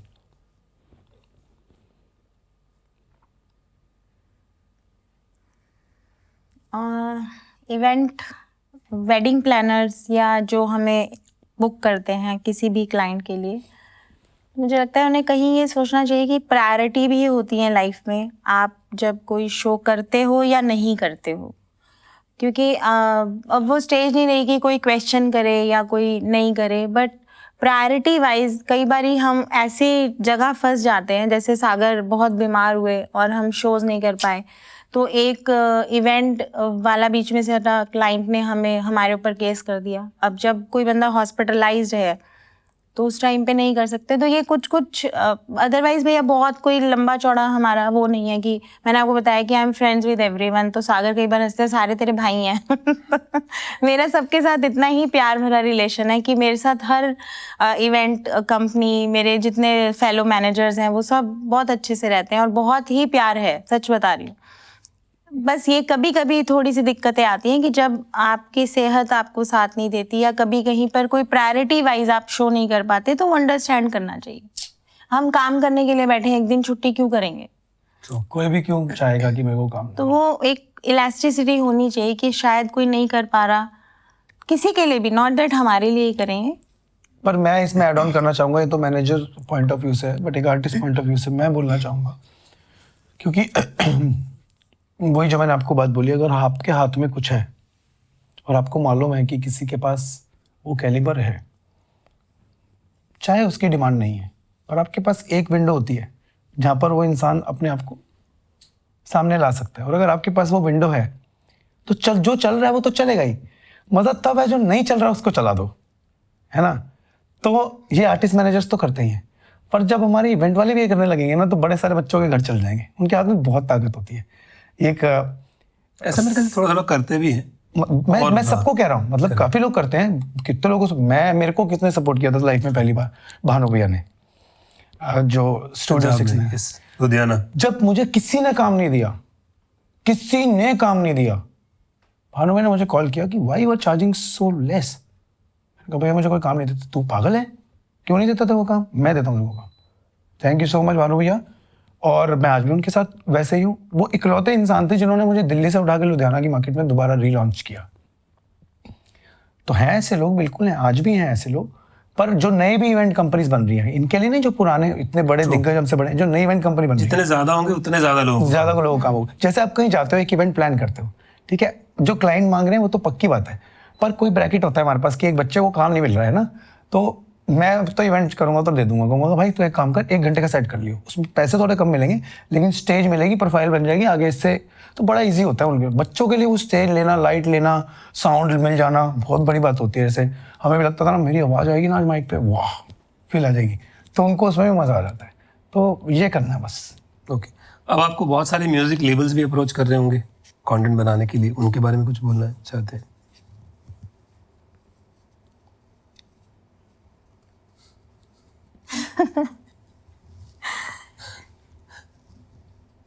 मतलब बहुत कुछ बोलना है। आप तोल के बोलना चाहते हो क्या? बताओ क्या फील करते हो। ये द म्यूजिक पॉडकास्ट है, इसमें दिल की बात जुमा तक। जैसा हमें लगता है वैसा होता नहीं है। ये मतलब हम एक बड़ी, क्या कहते हैं, भ्रम में रहते हैं हम कि हम ऐसा होगा। जो हमने जब लास्ट टाइम बात भी की थी तो यही था कि हम बड़े उसमें आते हैं कि हम ऐसा कर रहे हैं तो पूरी लाइफ सॉर्टेड है, अब तो बस पूछो मत कि क्या हो जाएगा। लेकिन वो वैसा नहीं है जैसा हम सोचकर कहीं पर भी एंटर करते हैं। और मुझे लगता है कि शायद उनकी भी अपनी एक रिस्ट्रिक्शंस रहती होंगी कि क्योंकि अगर सॉन्ग लेकर डालना ही है, अगर आपको एक गाना बनाकर डालना ही है तो फिर तो वो कहीं पर भी डाल लो आप।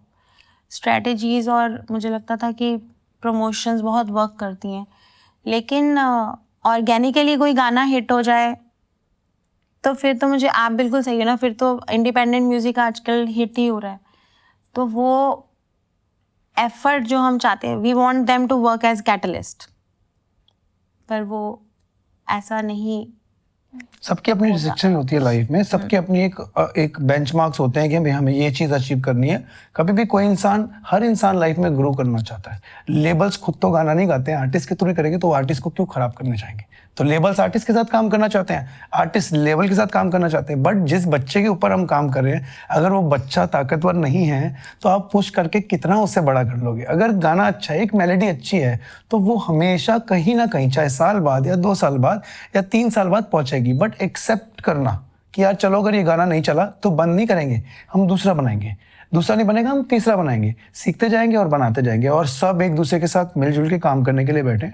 हमें तो कभी भी किसी से कोई दिक्कत नहीं। हम तो लकी फील करते हैं कि हम किसी लेवल के साथ एसोसिएट हो रहे हैं या उनको लग रहा है कि सागर कर सकता है। तो मैं तो बहुत शुक्रगुजार हूँ। और जो भी, we welcome everybody in this world, क्योंकि हम वो इंसान थे जो पैदल अकेले चलना शुरू हुए थे, आज फिर हमारे साथ परिवार है। तो हम कह रहे हैं परिवार जितना बड़ा करते जाओ उतना ही बढ़िया है। तो आप दोनों की बात सुन के मुझे ये लग रहा है, आप ये बोलना चाह रहे हैं कि ट्रांजैक्शनल रिलेशनशिप नहीं होनी चाहिए।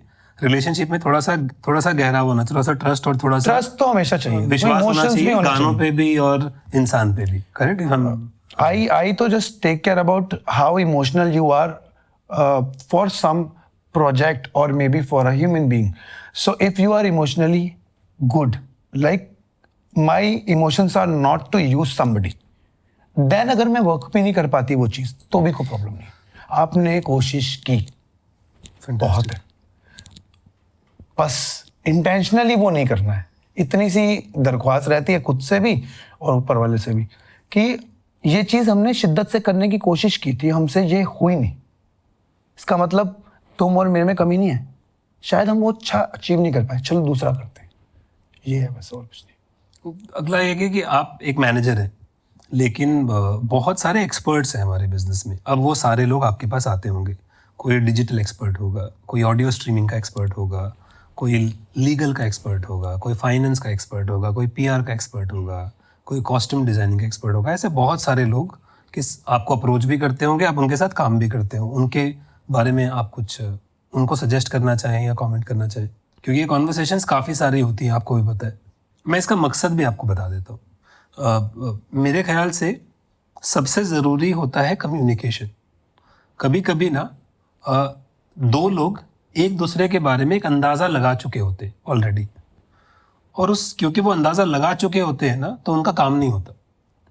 तो हम इस पॉडकास्ट से ये भी बताना चाहते हैं कि कौन क्या सोच रहा है, ताकि जो भी लोग ये पॉडकास्ट देख और सुन रहे हैं उनमें से किसी के पास हो सकता है एक ऐसा आइडिया हो जो आपके लिए बहुत ही फायदेमंद हो, लेकिन वो ऑलरेडी सोच चुके हैं कि यार आप तो ऐसा ही सोचते होंगे।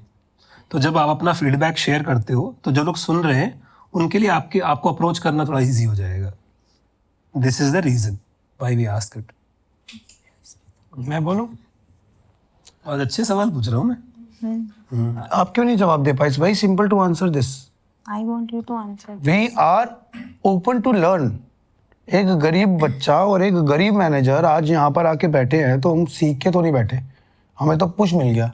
और आज आप हमारी ज़िंदगी में आके हमारे साथ जुड़ना चाहते हैं तो हमें 4 बातें बता के जाइए प्लीज़, कि प्रमोशनली हमें इस चीज़ को ऐसे करना चाहिए। जैसे हमारी मोहतरमा और बैठी हैं हमारे साथ, मोना यहाँ पर, ठीक है जी। अब मोना की वजह से हमारे को समझ में आया कि काम कैसे होता है, कैसे करते हैं, तो उसने आके सिखाया। और we are open for the ideas. हमें कुछ नहीं आता भाई, हम नौसिखिए लोग हैं और हमें कुछ भी नहीं आता। हमें आप जैसे अगर वंदना के पास कल को आते हैं, देखो अब वो जवाब नहीं दे पाई इस बात का, इसलिए क्योंकि जिसमें हमारी एक्सपर्टीज नहीं है, we can't say anything about that, but we want to learn guys. आप लोगों ने बहुत एक्सपीरियंस किया है लाइफ में, थोड़ा थोड़ा हमारे साथ शेयर करो, ताकि हम भी जब आपके लेवल तक पहुंचे और हमारे पास कोई आए तो हम उससे सिखा पाए। और मैं भी रेडी हूँ सीखने के लिए कि प्रमोशन कैसे करते हैं, गाना कैसे होता है। जैसे आज आपने IPRS वो सब बताया मुझे, मैं जाके स्टडी करूँगा उसको कि अच्छा ऐसा करना पड़ता है, गाने कैसे डलते हैं, स्ट्रीमिंग प्लेटफॉर्म पे कैसे डलते हैं, उससे रेवेन्यू कैसे आता है, और हम अपनी लाइट्स पे कैसे काम कर सकते हैं, स्टेज डेकोर पे कैसे काम कर सकते हैं, प्रेजेंटेशन कैसे कर सकते हैं। हमें कुछ नहीं आता, हम कोशिश कर रहे हैं करने की। अगर कहीं कमी लगती है तो आप हमें सजेस्ट कर सकते हैं, and we are with the open arms. हम चाहते हैं हमारी ज़िंदगी में आके जुड़ जाओ और let's together make a beautiful journey. सीखने के लिए कोई उम्र नहीं है, जितना मर्जी सीख लो। तो अगर मैं एक सवाल शायद पॉडकास्ट पे पहली बार पूछ रहा हूँ, मेरे ख्याल से मुझे सबसे पूछना चाहिए, अभी मुझे ध्यान में आया कि आप ऐसी कौन सी अपॉर्चुनिटी का वेट कर रहे हो जो आप चाहते हो कि कोई आके आपसे बात करे, और अभी तक आपको वो अपॉर्चुनिटी किसी ने दी नहीं है या कोई मिला नहीं है?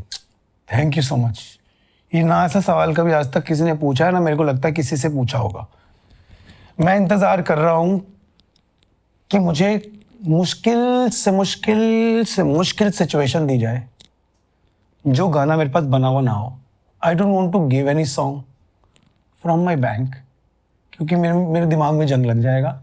मेरे को बोलो ये कहानी है, ये सिचुएशन है, ये गाना बनाना है, फिर आएगा मजा। मैं उसका वेट कर रहा हूँ कि मेरे पास आए एक कहानी, एक सिचुएशन, मैं स्क्रिप्ट पढूं, उसमें घुस जाऊं। रहमान साहब लव यू, मतलब कितने पुराने गाने कैसे बनते थे।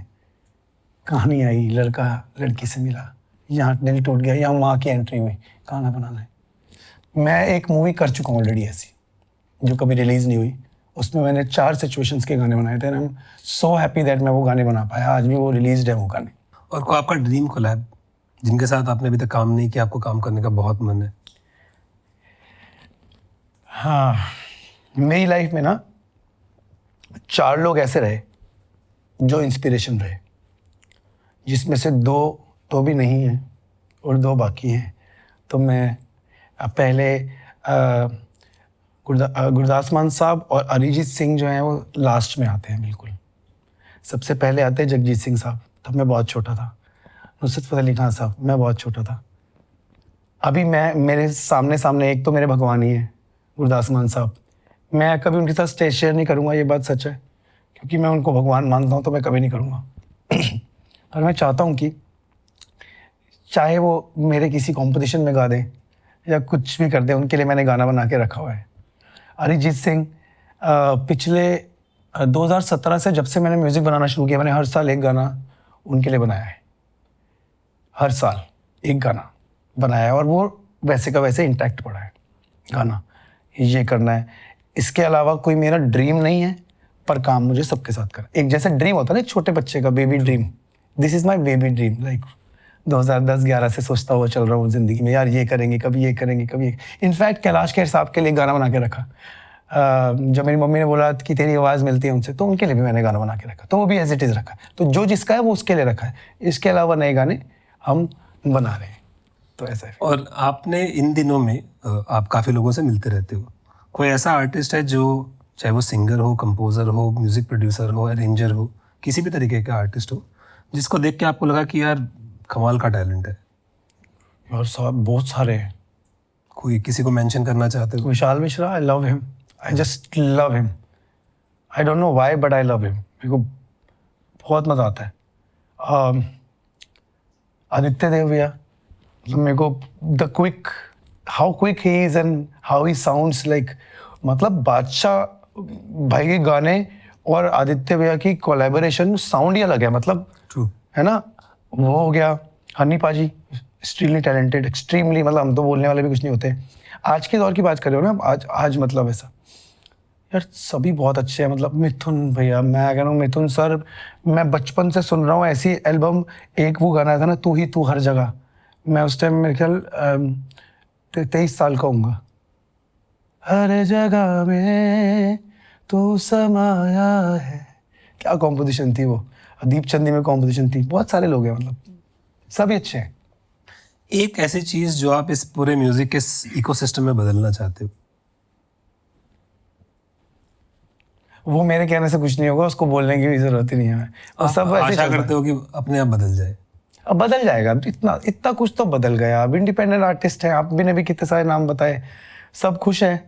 किसी को वेट नहीं करना पड़ रहा म्यूजिक रिलीज करने के लिए आज के टाइम पे। पहले किया है ना लोगों ने, वो भी बदल गया, आगे भी चीजें बदलती जाएंगी, सब बढ़िया है।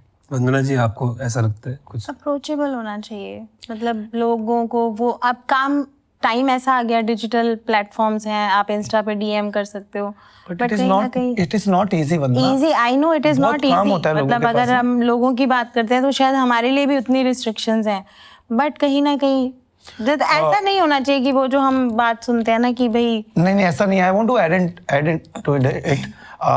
सलीम सुलेमान सागर वाली कवाली से पहले 2018 में जब मेरा लाइफ का बहुत टफ टाइम चल रहा था, तो मैंने उनको एक दिन डीएम किया।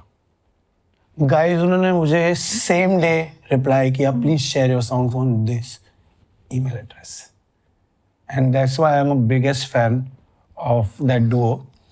पर मेरी बदकिस्मती ये कि मैं वो भेज नहीं पाया, क्योंकि मैं सच नहीं था उस समय पे। क्योंकि क्या था कि मेरा गाना उनको अच्छा नहीं लगेगा, साउंड तो नहीं कर पा रहे, उनके गाने तो अच्छे साउंड करते हैं। मुझे ऑनेस्टली ना वो कॉम्पोजिशन भेज देनी चाहिए थी, फिर उनको डिसाइड करना था कि ये सही है या गलत है। पर लोग रिप्लाई करते हैं, सच में करते हैं। और आखिरी सवाल जो आप शायरी में भी दे सकते हो जवाब, कि जितने भी आपके चाहने वाले हैं और करोड़ों चाहने वाले और बनने वाले हैं, उन सब के दिल में, उन सब के मन में आप अपनी कौन सी याद रखना चाहते हो, कि वो आपको कैसे याद करे, कैसे फील करे? कि पहली बात तो मैं आप में से ही एक हूँ। मैं भी अपनी मम्मी से बहुत प्यार करता हूँ, छोले भटूरे खाता हूँ, बहुत सारा मक्खन डाल के आलू के पराठे खाता हूँ, रात को दोस्तों के साथ मिलता हूँ जो बचपन के हैं, मोमोज खाने जाता हूँ, चिली पटाटो खाता हूँ, दारू भी पीता हूँ, सब कुछ करता हूँ, बहुत चिल करता हूँ लाइफ में।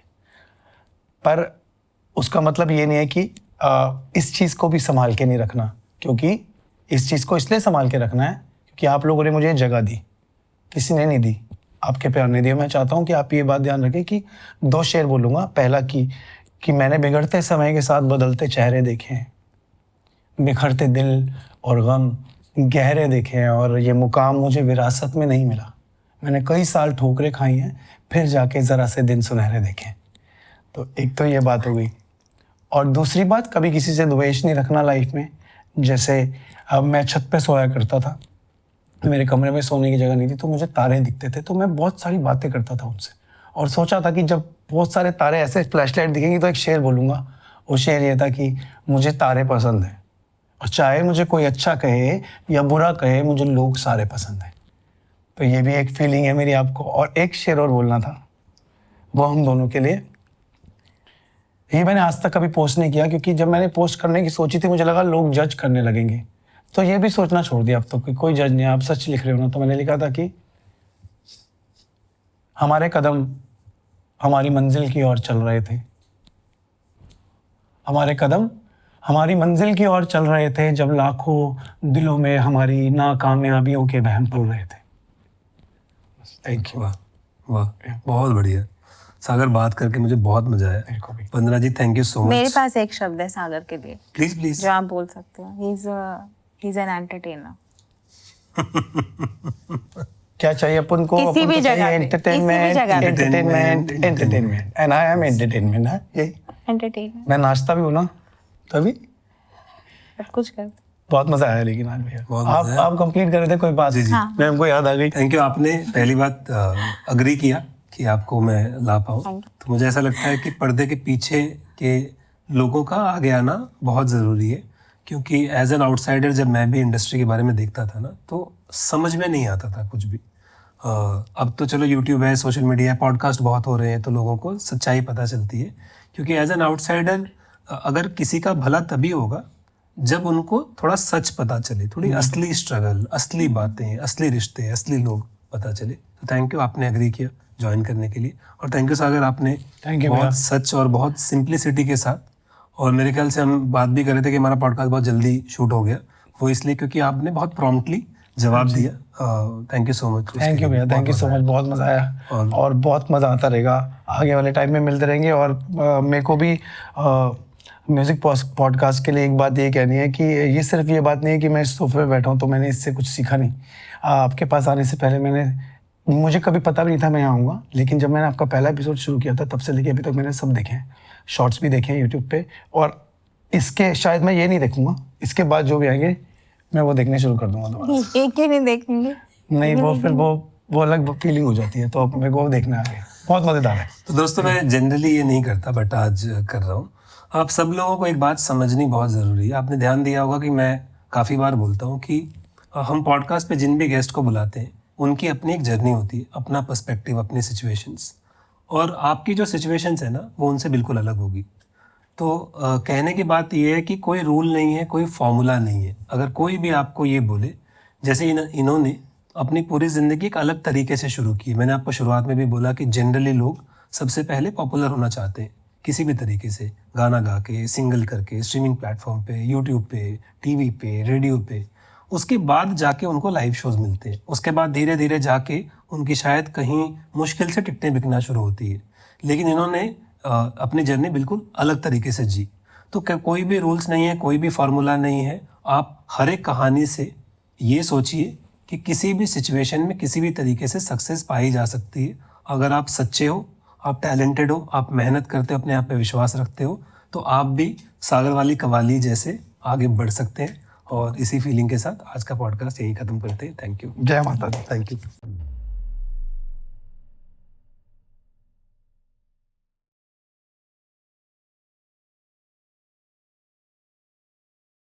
हाँ, मुझे वैसे तो जर्नी सबकी हम पढ़ सकते हैं, पर as I told in the podcast that I really love Vishal Mishra's voice and music.